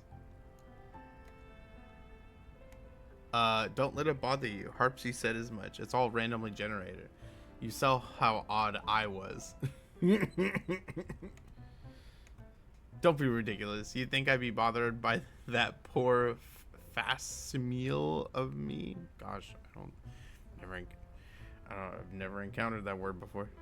I'm actually more curious about who's behind the design that made me exist in big data in such a disrespectful way. You're totally stamping your feet, yet you still won't admit you're angry. Don't worry, Vivi and the rest won't tease you about it. Who's scared of being teased? All I'm saying is such a random function of the plugin could use some optimization. Oh, what is it now? Sorry, they got killed by invaders again. Welrod turns around and snickers when she sees that you died on the screen. Our poor players, one constantly hesitates out of cowardice, the other is lazy and complacent. This outcome couldn't be more predictable. Man, Wellrods? I really don't like Wellrod. Damn. Huh? But I think they're already working really hard. No, something's wrong. Harpsy's muttering interrupts the conversation. About a frantic typing follows. Rushi and Wellrod exchange a look, then walk up to Harpsy. What is it, Harpsy? What's wrong? There's some kind of anomaly. I don't think she's hot. Like, she's just annoying. There's some kind of anomaly in the data. The code that determines the drops is a bit different from what I wrote. It got overwritten. Oh, so that's why they didn't recover all the loot? But who could overwrite the code? I don't know. Harpsy's input triggers pop-up windows on the screen, each bearing a large red cross that flashes continuously. Even Rushi and Wellrod, who know little about programming, can tell that this means that Harpsy's attempts to overwrite the code has failed. I can't do it. The editing permissions are completely locked. I can't make any changes. Who on the outside could possibly bypass my access permissions? Dear? No. Could it be a virus? But I wasn't connected to any external network when developing and running the program. Don't let these distractions befuddle you, Harpsy. I think it's time for the two dolls, lost in their fantasy of playing Guardians, to wake up from their dream. Alright, I'll contact them and tell them to disconnect from level 2 right away. Harpsy clicks the comms button on the terminal, but an error pop-up appears on the screen again. Comms are jammed? Jammed? Anything else that seems out of the ordinary? Let me see. Harpsy types away on her keyboard. As rows upon rows of text scroll down the terminal screen, Harpsy knits her brows. The drops aren't the only thing that got overridden, even their neural data. Neural data? Every time they die, they lose a certain portion of their neural data. The data flow is untraceable. It could be some kind of virus. At this rate, the virus will completely take over their neural modules. What? Stay calm, will you? Don't sabotage yourself by panicking. Harpsy, can you handle the virus? I don't know. I tried to trace it, but the virus is probably capable of hiding its tracks, so I couldn't. You better go find Maylene. I can't issue the command to terminate the program either. Ugh, what should we do? Unfortunately, panicking won't help you trace the data flow either. Calm down, Harpsy. You are one of the creators of the module and the plugin. No one knows it better than you. So, to be fair, Deer probably knows it better than me, but if we ask Deer for help, Klukai will also find out. Then the cat ears on Harpsy's head droop instantly, probably at the thought of Klukai. I know Klukai is scary, but Vivi and Metshi's safety is more important here. I know, it's not like I don't care about their safety, I just... Seeing that Harpsy is on the verge of tears, Wellrod bends down and rests her hands on Harpsy's shoulders. She looks directly into her eyes. If you're certain you can't solve this issue on your own, then get in touch with Deer. Taking responsibility is indeed a daunting prospect, but remember, you are not alone. Wellrod's firm hands may have steadied Harpsy's nerves a little. She tries to collect herself and nods frantically. Sorry, Harpsy, I was also a bit beside myself, so I just blurted without thinking. No, I shouldn't keep hesitating. Alright, save the self-reflection for later. Now, let's get moving. Wellrod claps her hands. Harpsy, contact Deer. Rushi, send a message to the commander and Klukai to explain the situation. Fencing up ourselves should spare us from the worst of the storm. Okay. Got it. Maylene can help. She's like right there. She's on the Elmo.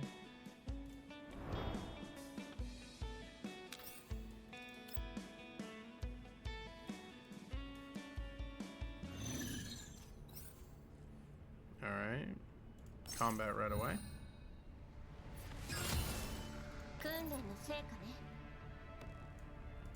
Go here. Go all the way to here.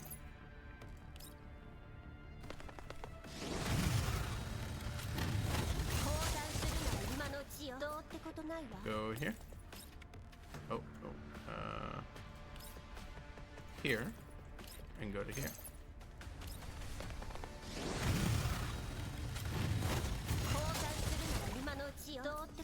Done. Metshi takes in the defeated enemies all around her and expresses her heartfelt admiration. Some have fallen headfirst into a pit while others are hanging out on the guardrails. Ooh, such ruthless firepower, such agility, the ferocity of the One Doll army. Have I pulled an SP version of some SSR unit? You flatter me. I am simply performing my duty. She's even as gentle as Andorus. Isn't she too perfect? Not that there's anything wrong with the actual Andorus. Just leave all the combat to me. Wow, I've been waiting for so long. And someone finally says this to me? This is indeed the dependable junior that I've long dreamed of. Not that I'm complaining about the actual Belka and Andorus. Dude, Andorus always sticks up for you. Why would you take shots at her now? Vector looks at Mechti, who is hanging on the G36K KSK like a rucksack, with a hint of helplessness. Are you planning to make her carry you the whole way? What's the problem? It's not like walking is part of the training.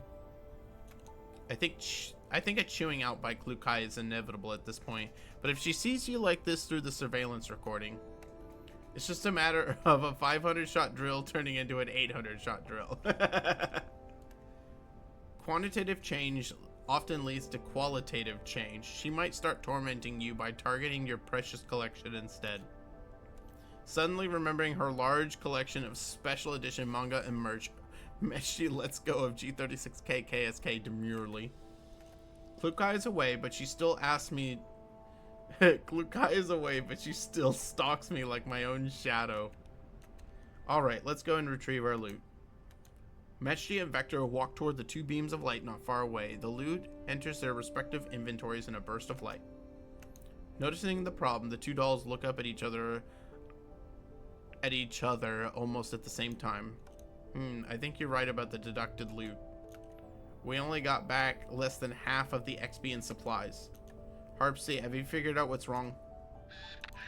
The camera hovers smoothly next to them. It makes no response. Harpsy? What's going on? We're not in the middle of a cutscene right now, so why are comms being jammed? Vector, this Harpsy or whatever you keep talking about, who is it? It's... Ooh. Vector suddenly realizes that something is terribly wrong. It's Harpsy, imprint model TMP. She repeats the familiar name slowly, but Mechti just stares at her even more blankly. Harpsy? Who's that? A new friend of yours? You don't seem like the type to go making friends with strangers. She doesn't seem to be joking. Making jokes takes too much effort for Mechti. It's not my imagination. Huh? I'm not imagining this feeling that something is missing. You've been saying some really strange stuff since a while ago. Mechti? Vector interrupts her. Try to disconnect from level 2. Huh? But we're not done yet. Do as I say. Try to disconnect. Sure. After trying multiple times, Mechti looks at Vector in confusion. I can't. What's going on? Either something has happened out there or something's wrong in here. Mechti, remember when I said I have a feeling that something important was missing? I don't think I was imagining it. What did we lose? I don't know what I lost, but you definitely lost something. Vector tells Mechti about Harpsy. But I still can't recall her. The data is lost, so that's not surprising. What matters is how to prevent further data loss. Say, do you think this has anything to do with the deducted loot? Like, every time we die, we can recover fewer and fewer things, and as a result, we lose our own neural data, or something like that? There's no evidence that the two phenomena are related, but it's very likely. Jeez, what kind of horrific bug is this? I don't know, but from now on, we can't treat this game we can't treat this as a game where we have infinite lives. The more we die, the more we lose. What? Then maybe we should just stay where we are and wait for the rescue? That does make sense. It will certainly reduce our chances of getting hurt, but then we'll also be putting all the pressure on Harpsy and the others to solve the problem. It can't be helped. Our comms are jams and we don't even know what's going on out there. Are we really just going to sit here and wait for our doom? Then what ideas have you got? Turning into Superman? Vector lapses into deep thought. After a while, she tears her eyes away from the weeds growing out of the cracks in the concrete on the roadside. I'm thinking, to end a game, other than breaking the connection by force from the outside, maybe beating the game in here is also a solution. But wouldn't that get increasingly risky under these circumstances? I still think it's better to find somewhere safe and hunker down. We have G36K KSK with us. If this were still your regular training, I'd have a problem with her presence, as she is basically helping you cheat.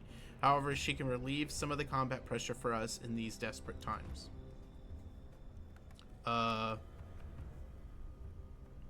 Vector glances at G36K KSK, who's standing behind Mechji. Perhaps because she is standing with her back toward the light, her face is obscured in shadow and her smile is barely visible. Like a dutiful NPC, she has remained silent through the two dolls' conversation. Besides, we still can't be certain if the data loss is caused by dying or something else. The sooner we can exit level 2, the better. There are things even you don't want to forget, right? Mechji purses her lips and tears at her hair in frustration, then she lets out a sigh. Alright, I meant to complete the training anyways. Ugh, having you talk to me so earnestly instead of just yelling feels pretty unsettling. You prefer Klukai's method? Huh? No way! Why would you have such dangerous thoughts? Are you sure you don't? Of course not. You can't be more wrong. Beat the game? Yeah, let's go then. It'd suck if Klukai deletes all the anime that I have saved at the outpost. Oh, that creeped me out for a second. Like, Vector disappeared first. I thought she was, like, gonna be disappearing by herself.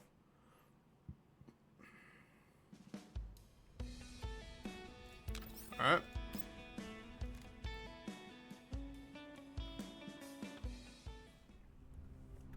The Satellite City streets in their memory were at least somewhat orderly, but here large chunks of broken crystal pipes are scattered everywhere. Uprooted sidewalk slabs reveal barren yellow sand beneath, and as they walk along, the view looks no different from the yellow zones. We'll reach the Research Institute once we cross this district. Wow, it looks as if Ultramon and some monster had a brawl here. We're quite close to ground zero of the arterial crystal pipe explosion, and the high concentration of collapsed radiation attracted many invaders and elites, so this place practically got razed to the ground. In other words, there could be a lot of enemies lurking about. We can't afford to be careless. That's true. We can deal with anything unexpected better if we proceed in an inverted triangle formation. I can take the rear. No, you lead the way in the front. Mechji and I will recover the rear and flanks. Understood. G36K nods demurely and walks ahead with her weapon held at the ready. Smart move. Don't put the NPC behind you. You seem wary of her. An NPC that can accurately analyze the current situation, choose between remaining silent and talking freely with the players, and can also make tactical suggestions. She's basically a fully sentient doll. Are the support characters in the games you play so advanced? They could be. I don't really remember. You mustn't let your guard down around her just because of her strong resemblance to Andorus. Besides, she is completely different from Andorus. Oh, tell me about it. Unlike Andorus, she's insanely strong in combat. Damn!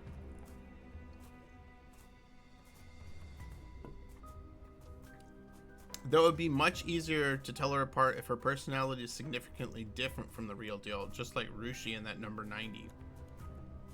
I've been meaning to ask, is this Rushi my teammate? Oh.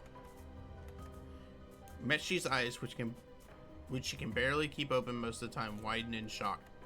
Rushi, you don't remember? Not only is she your teammate, she's also your best friend. Best friend? Corkscrew Twin Tails, always twittering by your side, and what else? I don't really know the story between you two. Vector racks her neural cloud, but she can't find any trace of the name. In her incomplete neurologs, someone runs over with a recruitment brief full of red crosses. The same person calls out to her through the thick glass while she is soaked in corrosive liquid. But the person's face is utterly blank. Vector freezes in bewilderment. I only found some broken memory fragments. Meshti glances uneasily at the camera that has been following them in silence, then awkwardly tries to comfort Vector. It's gonna be fine. Once we get out of here, we can reload our neural backups. Boom. A building ahead of them collapses all of a sudden, emitting a deafening noise. A long-haired girl appears from the swirling dust. She stumbles in this direction, followed by invaders that are chasing her relentlessly. Help! Multiple enemy targets spotted ahead at 1 o'clock. Exact number unknown. They're moving towards us at high speed. Engage in 8 seconds. Hold on, that's... Worry about that later. Prepare for battle. Is it Klukai? It's probably Klukai. Okay, come here. Or no, go here. All the way across.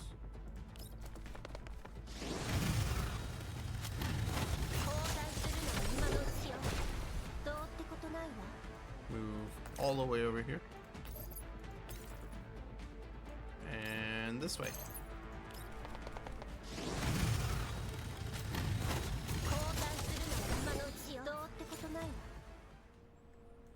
It's all right now. There are no more invaders. G36K KSK gives the cowering girl a gentle squeeze on the shoulder. The girl, obviously very shaken, is still trembling all over. Above her head is the name tag that reads 416. Vector, I'm not reading this wrong, am I? Her name is indeed 416, not you're dreaming or you've gone blind, right? You're reading it right. Wah!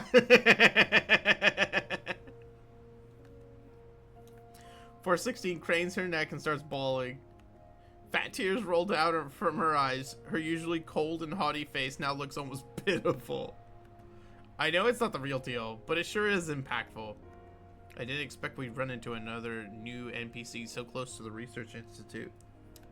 The two dolls walk up to 416, who simply jumps to her feet and grabs Mekshi. Ooh, I almost forgot. My sister. Please save my sister. I beg you. What sister? Oh, my arm's gonna fall off. Over here, follow me. 416 lets go of Meshji and runs back in the direction she has come from. Sheesh, her personality is different, alright, but she's got the same monstrous strength. Hurry, we're going after her. That's probably not a good idea. It could be a trap. It is surprising that there are still such well-preserved houses in the city. There's even a sofa. Meshji, immediately drawn to the sofa near the entrance like a nail to a magnet, collapses into it. G36K KSK follows him to the house and stands quietly in the corner. So soft, so comfy. It doesn't quite compare to my beanbag sofa, but it gives the couch and the lounge a run for its money. Come, Vector, savor this hard-earned moment of tender coziness. No thanks, get up, we have stuff to do. If you mean the cutscene, you handle it. I'm very sleepy. Let me. She can go to sleep even on level 2.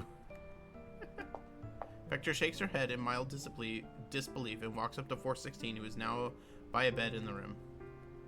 She has to admit that the calm and quiet atmosphere here is quite relaxing. She decides not to bother waking Mechti. Big sis, are you okay? Don't scare me. As Vector approaches the bed, 416 unfreezes and starts crying piteously while holding the hand of the person lying on the bed, who happens to be Belka? Yeah, Belka. The one lying in the bed with her eyes closed and her pale face is none other than Belka, but the name tag above her head reads G28. Hearing 416's voice, she musters her strength and opens her eyes just a crack. Big Six, you're badly injured. I tried to find you some medicine in the Research Institute, but I ran into invaders. These people saved me. Ahem, you. Don't talk, Big Sis. Excuse me, do you have any medicine with you? The watery eyes turn to Vector, and she suddenly understands how much she feels. Impactful indeed. Under 416's imploring gaze, Vector taps her watch and gives her a healing potion. Thank goodness, Big Sis, they have medicine. I'll give you some right away. She tries to prop GRG28 from the bed, but she may have aggravated her wounds as GRG28 starts coughing violently. Cough, cough, cough, cough. Big sis, are you alright? So noisy. What's going on? Meshti sits up on the sofa and rubs her eyes. She looks over at the bed. That's Belka. She rubs her eyes again. Klukai is holding Belka in her arms. They're both NPCs. I know, but Klukai is bawling while clinging to Belka. No way. I don't care if it's real or not. I've got to capture this absolute masterpiece. Where's my terminal? She pats herself down frantically, but then she remembers she's on level 2. So she taps her watch. Ooh, there's a screen cap and a recording feature. 416 dresses G28's wounds lightly, and G28 finally directs her attention to Vector. You have my gratitude. May I know who you are? A. We are Guardians. Vector reads out the only option she's given. We are Guardians. Guardians, you say? Cough, cough, cough, cough. Big sis, don't get so worked up. I'm fine. I'm okay. Allow me to introduce myself. 416 and I are both researchers at the National Research Institute's number 3 laboratory. I was in charge of the project. I was in charge of the project to convert collapsed crystals into crystal energy. You could say we're the ones responsible for the crystal pipe explosion. Big sis, I've always known that crystal energy is not completely clean. Moreover, the safety of the crystal pipes is also very unstable. But we yielded it to the authorities. Not only did we not put a stop to the experiment on crystal energy, we even pushed it, little by little, to the point of no return. Vector recalls TMP, whom they have met earlier, and draws the mental connection. Fortunately, we have a remedy. 416 used our own funds to develop a substance that can completely purify collapsed crystal particles, the purification solution. Purification solution? That must be the secret weapon that number 90 talked about. Yeah, it makes sense. We have stockpiled a certain amount of purification solution in the Institute's laboratory. We just need to put the solution into the diffuser in the Institute's launch center, and we can purify the city. The problem is, the launch center was destroyed, and the automatic security system within the Institute was activated, so we can't get through. However, the Ruina Crystallis airbase in the northeast corner of the city, there's a helicopter with a diffusion device installed on its tail. If you load it with a solution and fly around the city, you can also complete the purification. This is it. Mechdi, this is how we clear the game. Bang. A gunshot erupts from behind. Like a slow motion scene in a movie, Vector watches as the bullet burrows out of her chest, passes through G28's forehead, and leaves a black crater in the wall.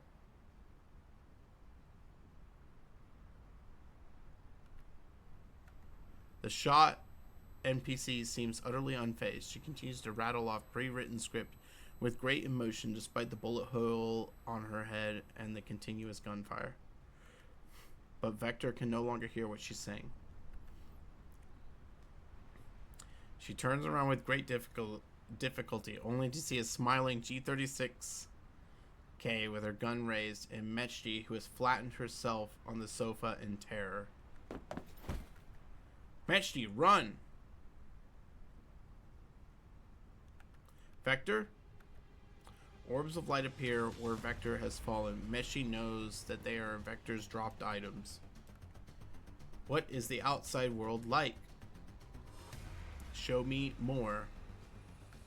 G36K stretches out her hand, and the lights fly into her palm like birds returning to their nests. The figure immersed in light begins to transform little by little. Endoris's illuminated face is calm and serene as ever, but the color of her hair by her ears starts fading. Her body also droops like Welton Max, and then it's almost as if a pair of invisible hands are gently lifting her up and resculpting her.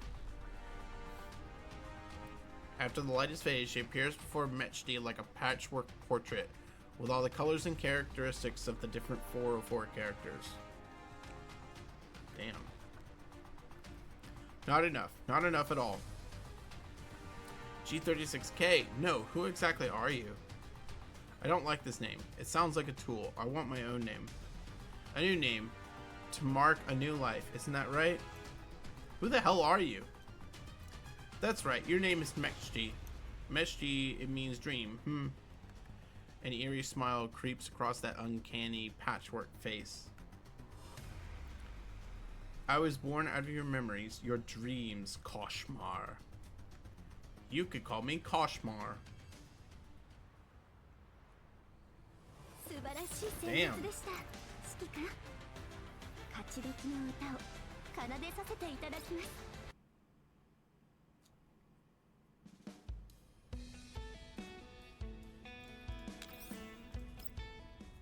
All right.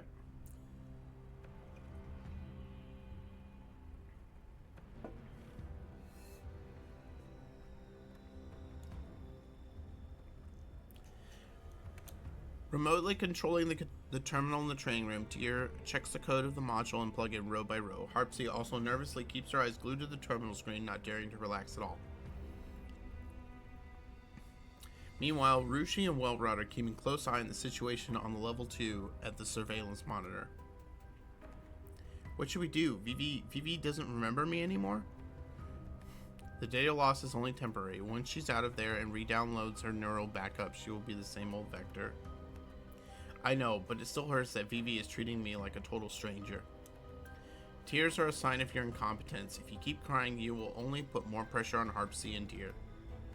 I'm sorry. At last, movement can be heard from the terminal nearby. There's no virus at all. Huh? How can that be? The problem is the highly intelligent, creative AI that you implanted. Its deep learning ability allows it to continuously read Doll's neural data and continuously improve its own framework autonomously. Jeez, can't even speak. It has now concluded its first cycle of self-completion. Compare its current base code with what was originally written. Isn't it much more complex? It does seem to be the case. That's why you couldn't find this so-called virus. Freaking hell, the creative AI is artificial intelligence. Dolls are also artificial intelligence. You put two AIs into a single vessel. Are you trying to teach them what survival of the fittest means? It didn't occur to me. Never mind. According to my speculation, the goal of this AI is probably to seize the neural clouds and take control of their frames. If this continues, I'm afraid it will backhack the main control system sooner or later. When that happens, not only will their data be at risk, but so will yours. So it's just a pathetic usurper. Now that we know what we're dealing with, we'll just have to launch an EW attack to wrestle control back from her. And Bob's your uncle. It's not that simple. The AI has already merged with Meshti's and Vector's neural clouds to a certain extent by seizing their neural data. Even if we manage to wrestle control back from her, remnants of the AI's data will stick around in their neural clouds. If we don't do a thorough job of getting rid of the AI, they'll basically be walking time bombs. Is there no other way? Tyr ponders in silence for a long while on the screen. There is a way, but it's incredibly risky. I can't make the decision alone. The door slides open with a whoosh, followed by a set of angry footsteps. I follow Klukai into the room, eyeing the floorboards that she had just stomped over with concern. Klukai, Commander, what are you... We were gone for just a few hours, and you've already created a gigantic mess for us to come back to. Her eyes sweep fiercely over everyone present before finally settling on Tyr on the screen. Solution? Stop wasting time. Alright, here's the solution. Meanwhile, on level 2, if I respawn at this save point, a dozen invaders are outside staring hungrily at Vector in the phone booth. She checks her inventory and sighs at all the empty slots and her pitiful amount of ammo. I'll get swarmed the moment I step outside. I won't be able to save even myself, let alone Meshti. On my own, I really am utterly useless.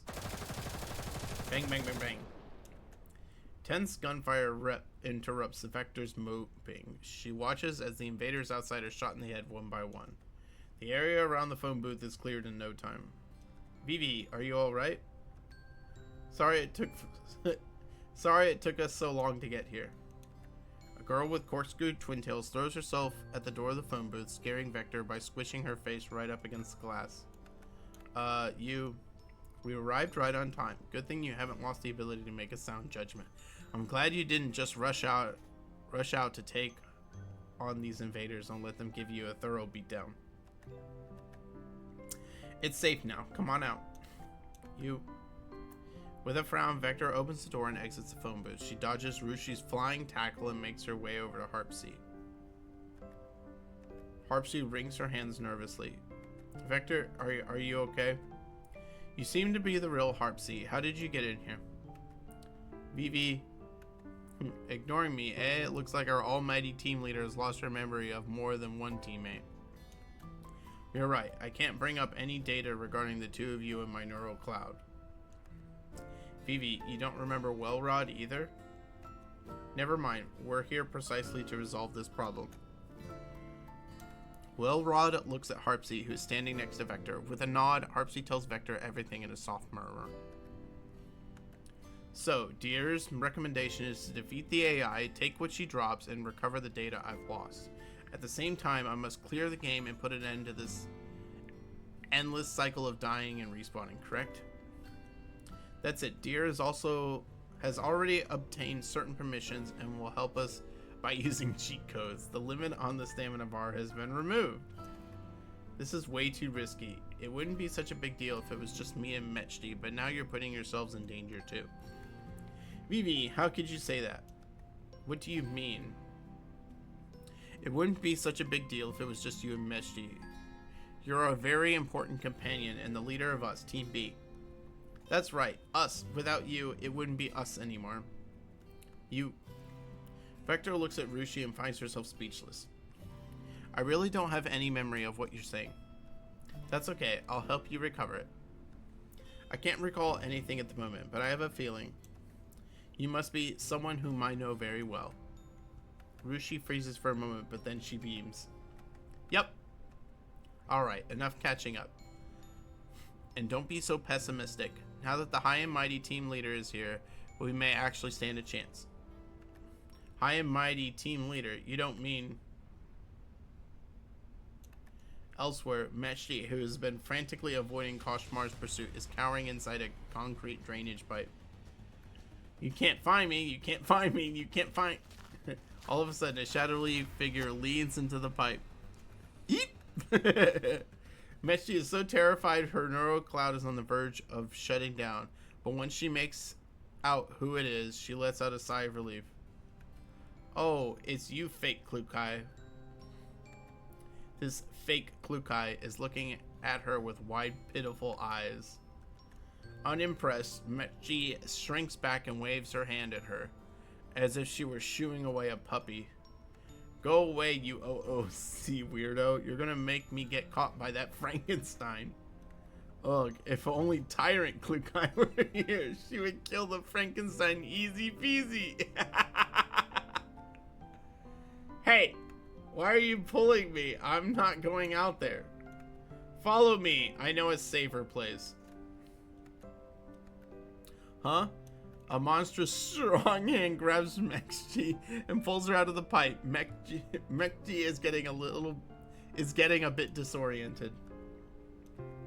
Am I still in a cutscene? Maybe Koshmar is just a boss and the NPC is now taking me to some safe house so that I can regenerate or something.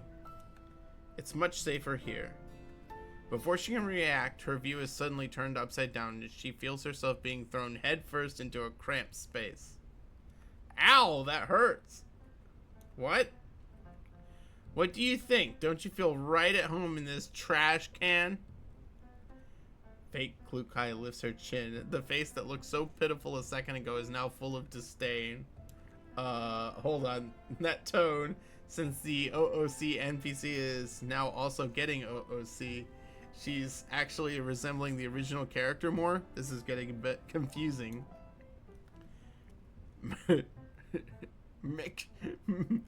Mechty. Eek! It's the real deal! Ah, Klukai! Stay away from me, you're filthy. With a look of disgust, Klukai shoves a hand into Mechty's face to stop her incoming embrace. Level 2 is all simulated anyways. The filth isn't real. You're sullying my visual module. Such a familiar and comforting mockery. Whatever you say. Now that I think about it, why are you here? What about the commission?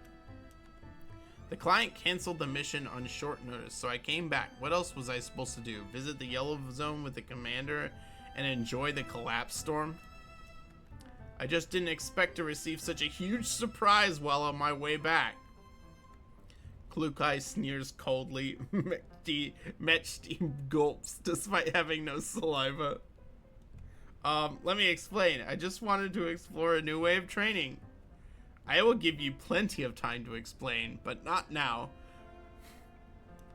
Her tone implies that this is far from over.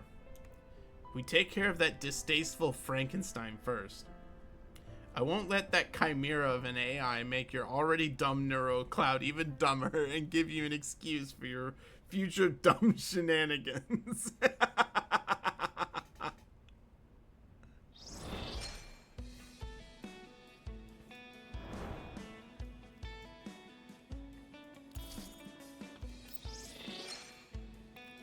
Alright.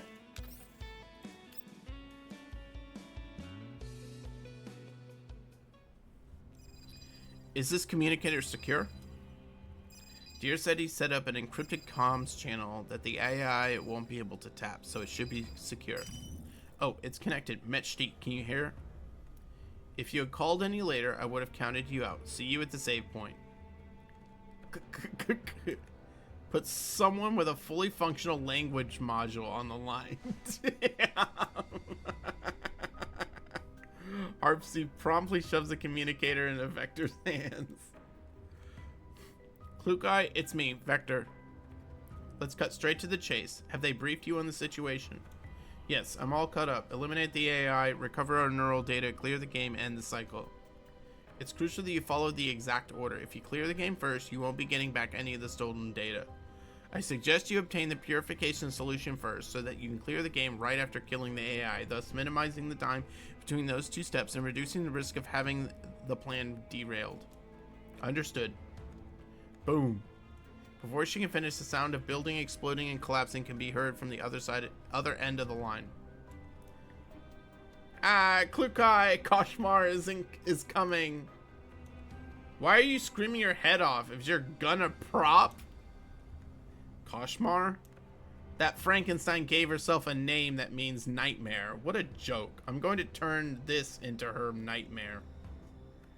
Fierce gunfire erupts from the communicator, interwoven with piercing anguish screams. The voice sounds somewhat familiar. Ah! Don't just stand there, run! How are things on your end? The Frankenstein keeps coming after us. Need us to come back you up? Did you not understand what I said? Vector, take your Team B and get your hands on the purification solution. Mechty and I can keep Koshmar busy. Ah, Klukai, invaders ahead! Shut up and shoot! Vector?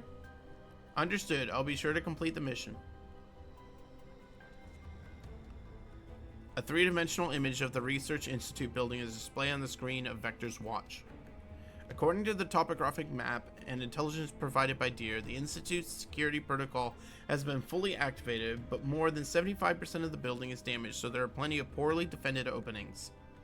The west garage, where we are right now, is one of them. Have you got an entry route? I have planned 3 routes based on the distance, time, and number of enemies we will encounter.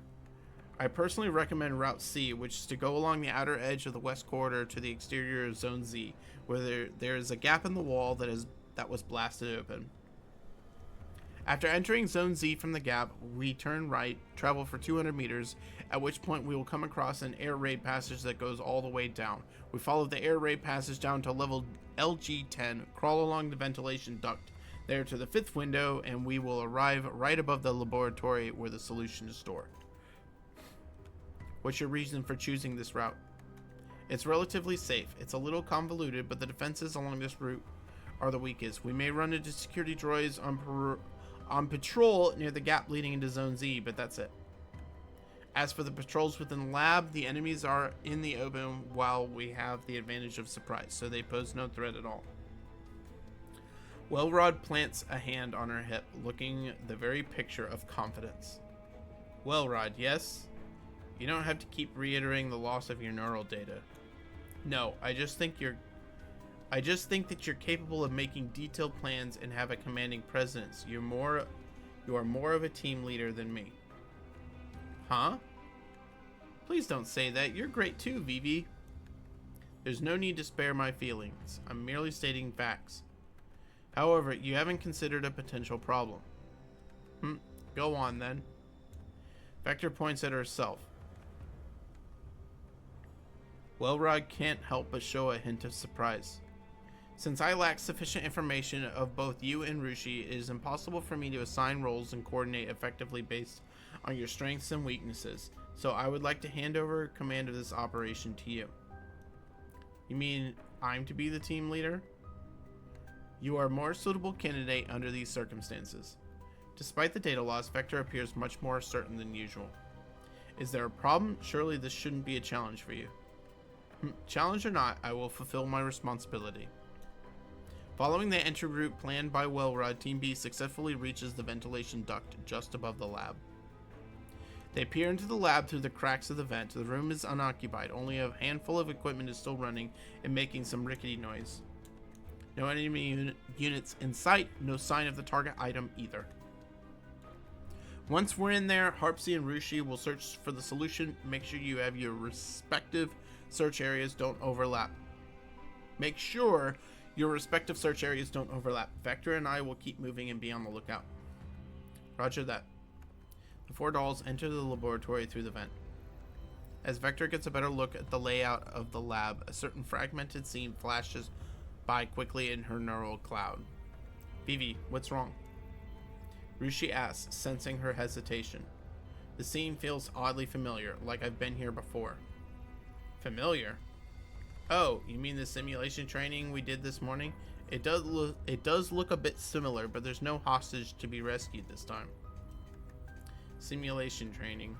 Have you also lost this part of your memory? You almost got into a big fight with Welrod because she didn't stick to the operation plan. You can leave out the superfluous information. Welrod, who is standing guard nearby, suddenly coughs loudly. Have you found the solution? Guys, I think I've got it. Harpsy calls out from one end of the laboratory. Next to her is an open electronic cabinet with glass jars filled with green liquid neatly stacked inside. Wow, that's great. Just then, the alarm starts blaring, the door is blown right off its hinges, and a large number of security droids surge in. Enemy targets spotted. They spotted us. Find cover. Group takes cover behind a large piece of equipment and bullets rain down like a torrential storm, slamming into the machine with a deafening roar. Seizing the brief moment when the enemies are reloading, Welrod peeks out from behind cover with her riot shield. However, after only a few shots, she is forced back under another hail of bullets. Damn it, the enemy units in the game can actually share information with each other. The approaching enemies give her no time to finish her sentence. Other than Harpsy, who's protecting the solution, the other 3 dolls desperately fight to keep the enemies contained within the barricade. There's no end to these droids. What if I draw their fires and you guys make a run for it through the event? No, that would be certain death for you, and quite frankly, you alone won't be able to stall them long enough for all of us to make it safely through the vent. Then think of another way. We can't do this all day.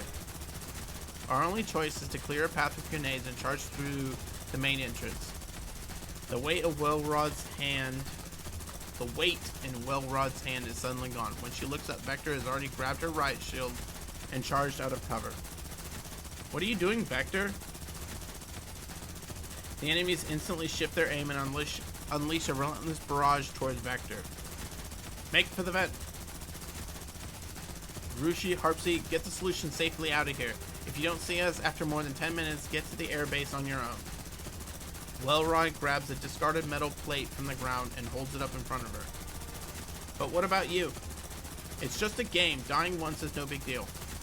Then she sprints towards Vector without a second thought. Why did you act without permission? I'm the team leader here. Boom. A thunderous explosion drowns out all other sounds. Several culture tanks in the laboratory shatter on impact, sending torrents of incubation fluid surging out, knocking over every security droid.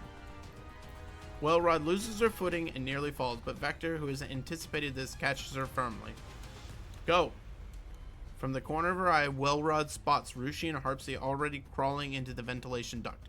Without hesitation, Vector grabs Welrod's hand and pulls her towards the exit of the lab. So you actually had a plan? Sorry, I know it's risky, but it was an opportunity that I had to seize. No, I should be the one to apologize. Huh? You'll understand what I mean when I have your neural data back. More sporadic gunshots can be heard from behind them. Looks like your culture fluid cannons didn't get rid of all the vermin.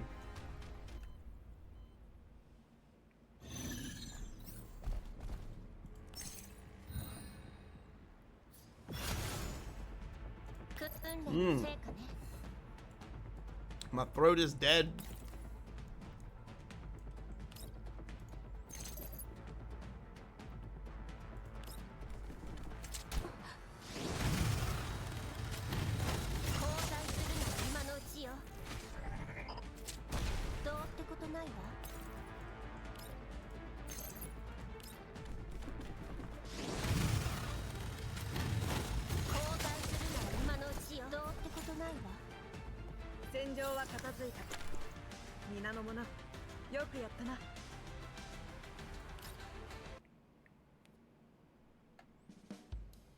All right, last one.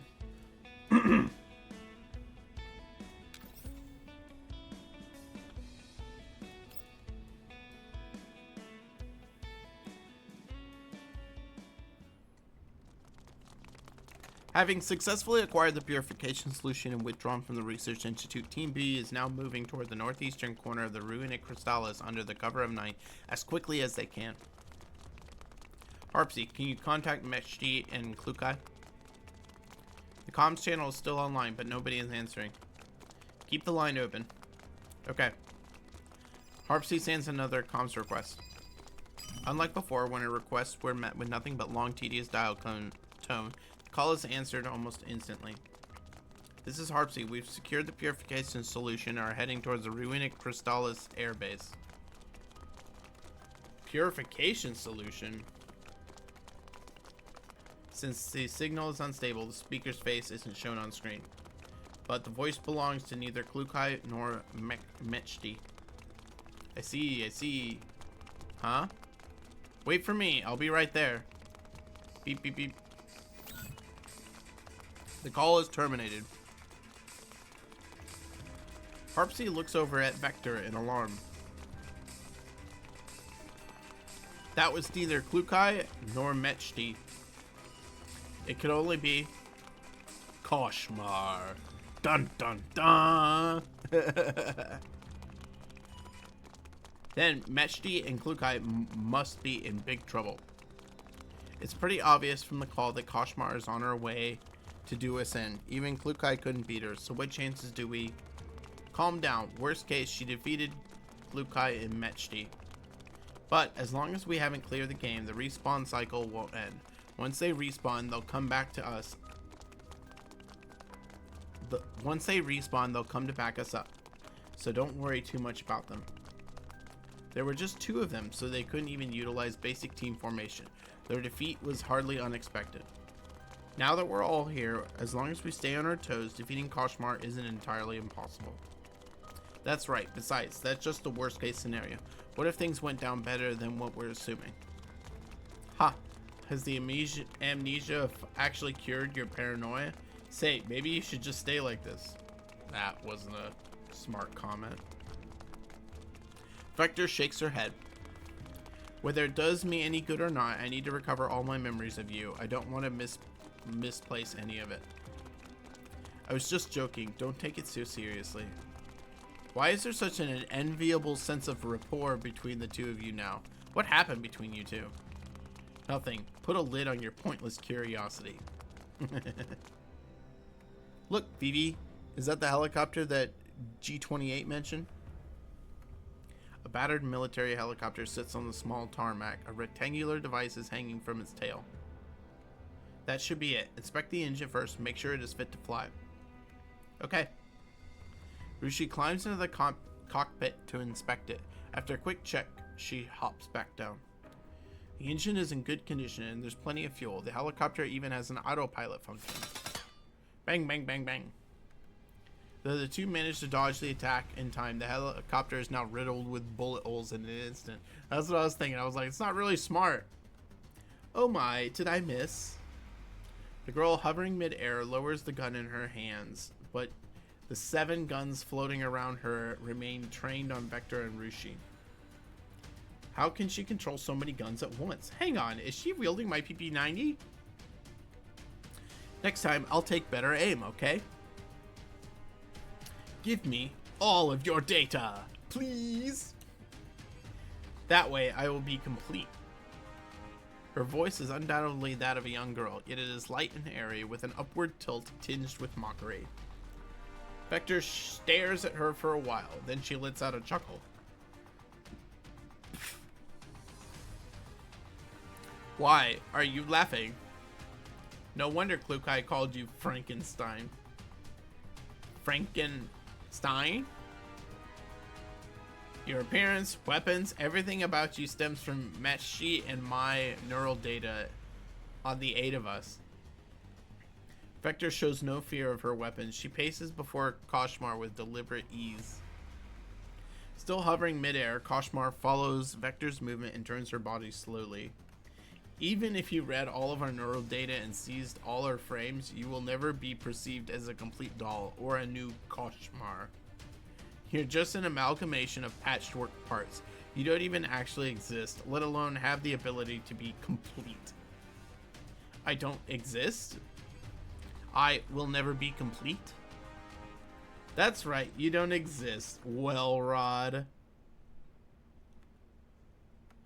All of a sudden, Vector dusts down and a sharp crack of gunfire erupts from behind Koshmar.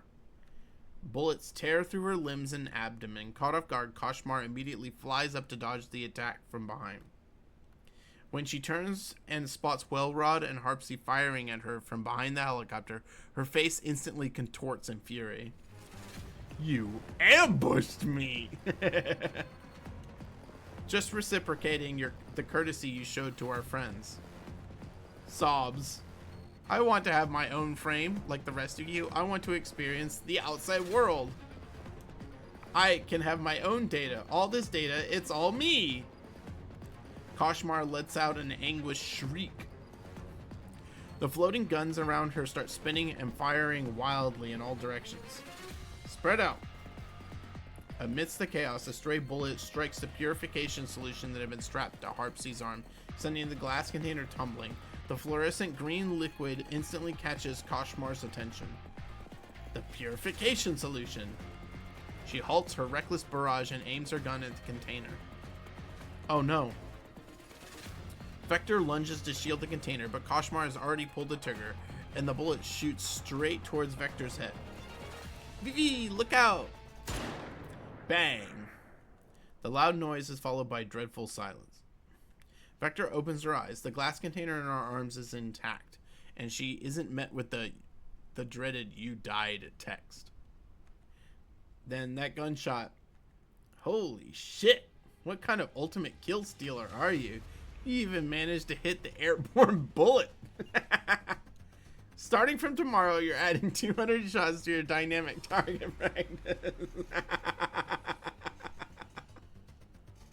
What kind of kill stealer are you? I was complimenting you. Ow! Hearing familiar voices coming from behind, Vector turns and sees Klukai landing gracefully after vaulting over the railing alongside a stumbling Matchi.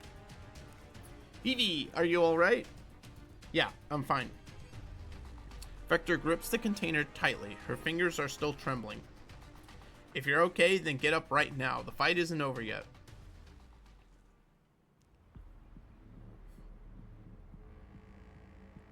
Oh, damn, that's creepy.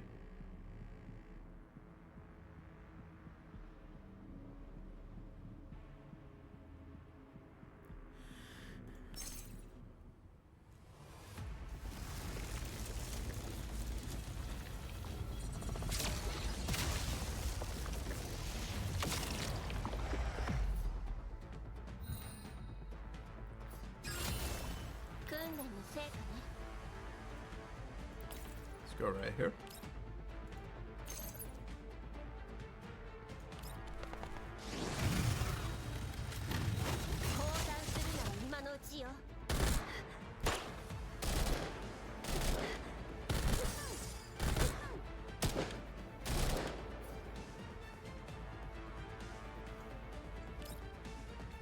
Oh, none of them count as a death. That sucks.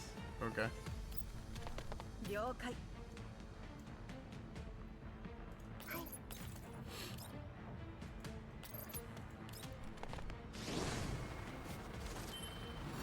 みんなのために。用意。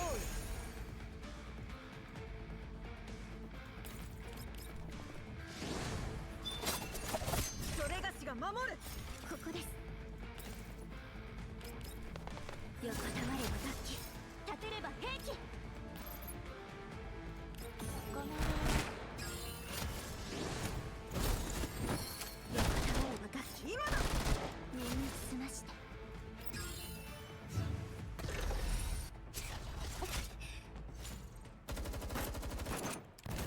Koshmar cannot withstand the combined firepower of the 6 dolls. The floating guns around her are shattered one by one. At last, she can hold out no longer. She plummets from midair, hitting the ground with a brutal thud, then becomes motionless.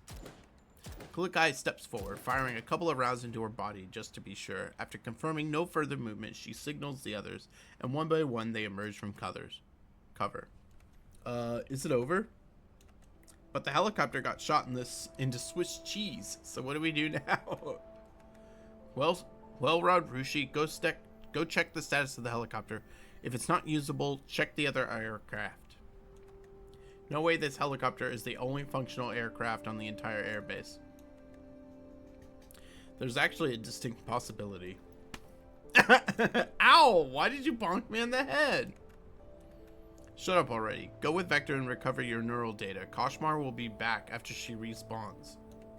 Have we destroyed all the nearby save points while we were... Haven't we destroyed all the nearby save points while we were on our way here? She won't get here that soon. If you think you can escape your punishment in reality, you're being delusional. Any more procrastination will only double the punishment. Mechti pouts and shuffles closer to Koshmar. Strange, why can't I recover? Whoa! Koshmar, who's been lying motionless on the ground, suddenly lifts her head. Mechti yelps and jumps back in fright. But Koshmar ignores Mechti entirely. Instead, she turns and bolts towards Vector, who is holding the purification solution. Her movements are swift and her intent crystal clear.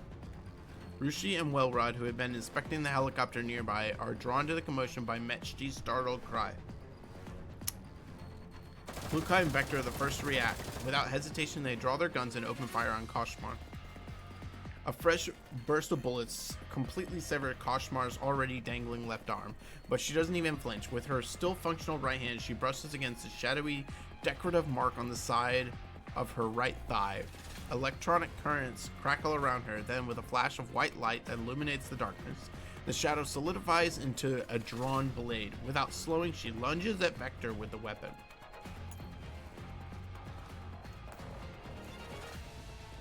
Not fair, not fair, it's not fair.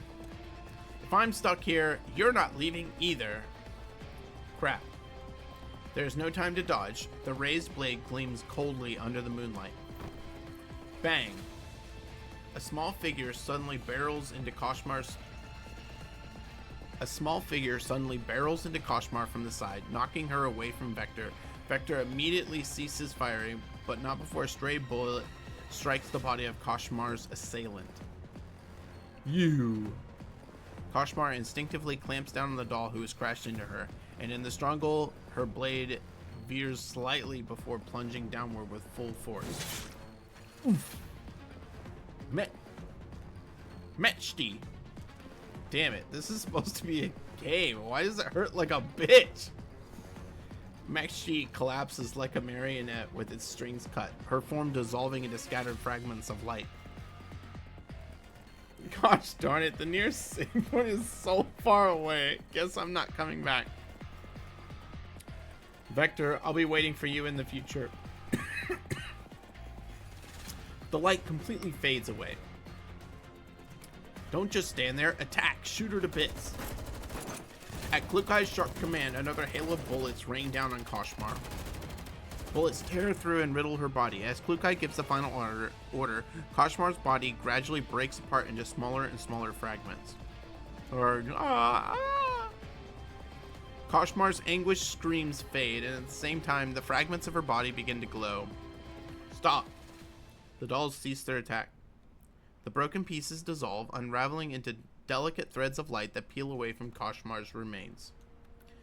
The strands unravel faster and faster until wisps of soft, luminescent blue surge into the air, forming a vast ocean of light above the base. Part of the glowing tide drifts into the distance, while the rest rushes straight towards Vector, flowing into her body.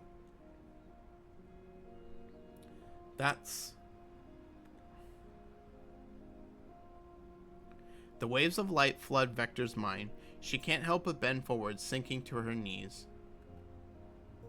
In front of her, 4 hands overlap.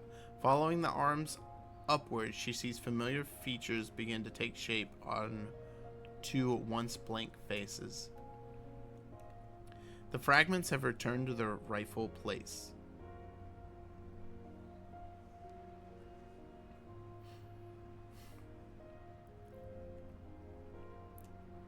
My neural data. Vector looks up towards the sky. There's no more trace of Koshmar. The members of TB rush up to her. Vivi, how do you feel? Did that work? Have you regained your memory? It's okay. We still got our neural backups. Vector breathes in deeply and takes Rushi and Welrod's hands. I got everything back. I'm just a bit disoriented. Thank goodness. Rushi embraces Vector tightly. Welrod and Harpsy also look visibly relieved. Does anyone remember that there's a second phase to our operation? If you want to fight Frankenstein again, by all means, keep the group bonding session going. Oh, right, we have more important things to do. Rushi hastily lets go of Vector. Vivi, I just checked with Welrod. Even though the helicopter got shot full of holes, it's still functional. Even the autopilot still works. The world of video games sure is miraculous. However miraculous it is, I've had enough of it. Vector holds out the glass container that she'd been protecting in her arms. In that case, see you in a bit. No residual anomalous data in the neural module. No data conflicts or loses data. No data conflicts or losses detected. All modules are operating normally. Right. Okay, Harpsy, you can go ahead and destroy that plugin. Make sure you leave no backup, alright? Sure. Phew, now that the crisis has been averted, can I log off? I've got other stuff to attend to. Go then. Tyr's image disappears from the terminal screen. I glance at Mechti and Vector, who have just climbed out of their repair pods. Then I pat Klukai on the shoulder. Don't get too worked up. Just take it easy, yeah? I will keep it under control. Klukai clears her throat and fixes her gaze firmly on the 2 dolls. You may now explain yourselves. I'm listening. Well, it's as you saw. And what exactly did I see? Don't be nervous. Talk me through it slowly. We have all the time in the world. Or would you like a drink to soothe your vocal module? Should I fetch Endoris? Don't be like that. If you want to snap or shout at me, just do it. Otherwise, I'll feel like I was still in the virtual world. Besides, you know I can't drink coffee. Are you telling me what to do? No, not at all. I wouldn't dare. I just think I prefer the OG version of Klukai.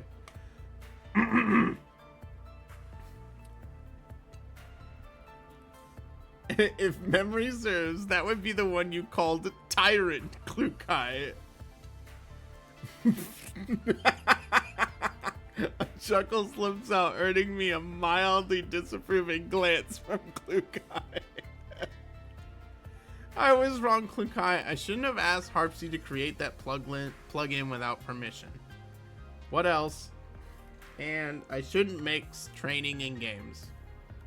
Klukai, please don't be like this.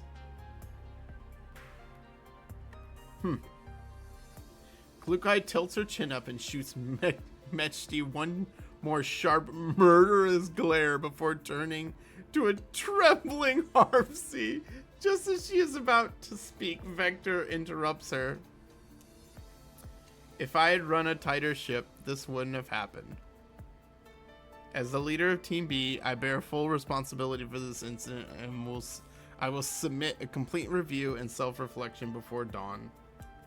Are you planning to take the blame from Harpsy?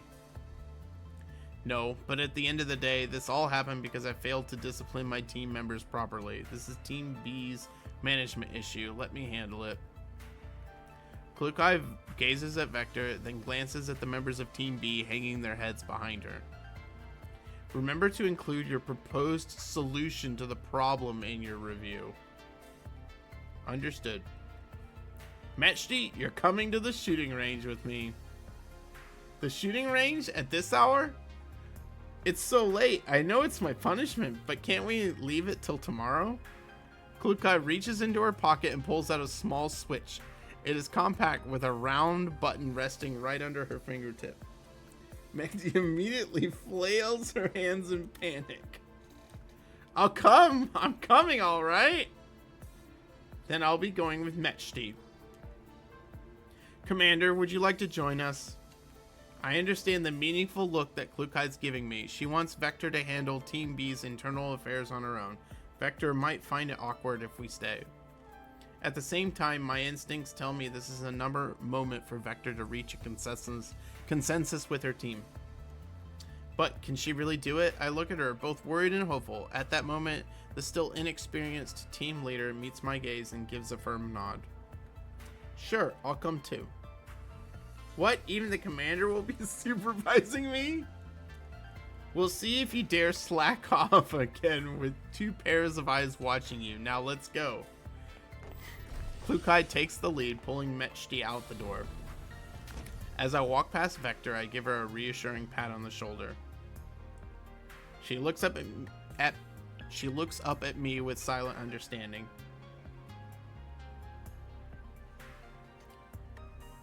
The footsteps in the hallway gradually fade into the distance, and the remaining members of Team B let out a collective sigh of relief. I was so scared, I didn't speak at all. I'm not surprised, you scaredy cat. Like you weren't any better. You were also staring at your toes and avoiding Klukai's eyes yourself. I was resting my eyes. I seriously wonder how the members of Team A hang out with Klukai on a daily basis. Thank goodness our VV is so much more approachable.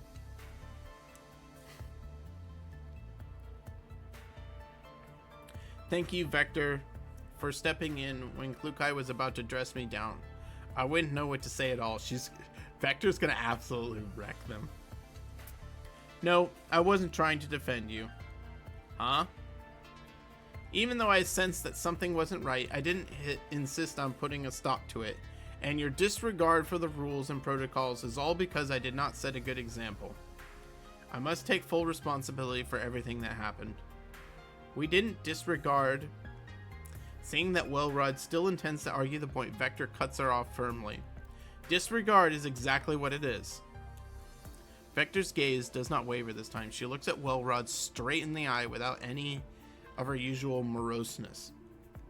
Welrod, this is no small matter. Strictly following protocols and abiding by rules are the foundation of a team's ability to function effectively.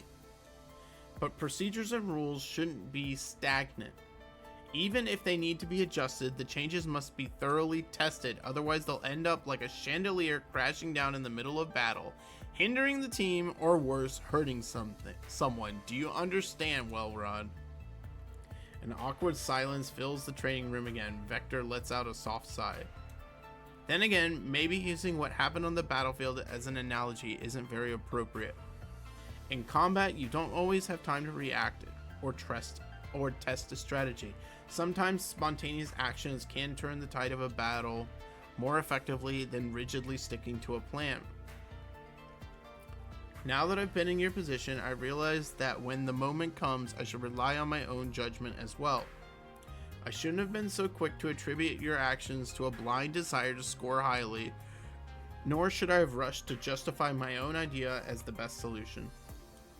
I'm sorry, Welrod, that was my mistakes.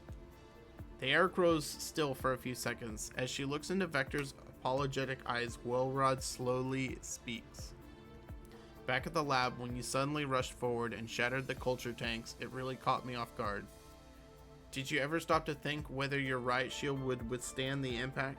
Did you know what was in those tanks? What if we had gotten knocked over by the liquid too? These questions hit me all at once, and I just got really, really mad. And then I thought, maybe this is exactly how you felt when you saw me shoot down the chandelier. Then, when we were discussing the simulation training afterwards, I also didn't take your reasoning and standpoint into consideration. All I cared about was defending my own judgment. As Welrod continues, her face gradually turns red and her voice grows a little abashed. So, you don't have to take all the blame so eagerly. I'm not. Alright, let me summarize things. Following the plan is important, but adaptability is just as crucial. If that's all we write down as our conclusion, I doubt Klukai will accept it. Then what do we do? Maybe we can approach it like this. From now on, during every after-action review, we add a situational thought and exercise. Using the battlefield map from the mission, we analyze and discuss the potential unexpected actions that each team member might take. But we don't always encounter the same scenarios. The goal of this exercise isn't to rehearse specific scenarios, but to develop a better understanding of each other's tendencies in combat. That way, when someone makes a sudden move in the field, we won't waste valuable time being surprised, or worse, let emotions get in the way. We can't control the ever-changing battlefield, so we have to learn to adapt. Oh, I see. After all, when we're on the battlefield, opportunities wait for no one. Seeing the amusement in Vector's eyes, Welrod raises an eyebrow. I think this is doable, and your paranoia, well, it's not entirely baseless. I also think it's worth a try. Then, once my proposed solution gets approved, we can begin our new training sessions. But before that, Harpsy? Yes? Having her name suddenly called, Harpsy jolts, her cattail sticking straight up. You are also required to write a self-reflection. Furthermore, due to lack of proper respect for rules and protocols, along with poor judgment, starting now, everyone, including myself, will conduct a full revision of 404's Code of Conduct. I expect to see everyone's review and report on the previous training session in my mailbox by dawn. Am I understood? Yes. Looking at the now motivated team, Vector lets out a small sigh of relief. I suppose I did the right thing. My teammates and I finally have a consensus, Commander. Yeah, we'll see how it goes. Outside, the night is deepened, but the lights of the Elmo's training room remain bright, just like every other night Team B spends hard at work. And yet, tonight feels different. With the mission cut short, Belka returns to her room after signing off, and she flops onto the bed with a disappointed sigh. Staring at the photo of Klukai stuck to the ceiling, she puffs out her cheeks in frustration. What's up with that client? I was supposed to have at least 72 hours of uninterrupted time with Big Six Klukai. Now that we're back at base, she's run off to hang out with Mechti again. Belka throws a few half-hearted punches at her training sandbag, where a picture of Mechti is taped. Damn, that's mean. Mechti, the biggest obstacle to my bond with Big Sis. Beep, beep, beep. There's a notification on her terminal. Huh? Who's sending me a message at this hour? Oh, this is... In the photos and video clip on her screen, two figures can be seen leaning closely against each other. Not just anyone, it's her and Klukai. What? I have no idea what this is, but Big Sis Klukai looks so cute making this face. That's the picture Mechty took. Belka presses the replay button again and again, watching the clip over and over, completely absorbed. It takes her a while to even remember to check the sender's name. The sender is Mechty? What does she mean by this? She hesitates briefly in confusion, but the moment her eyes land on the video again, she can't help but giggle.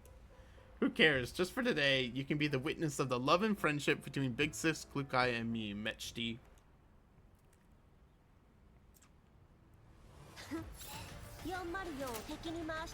Alright. Damn. That was a lot longer than I was expecting.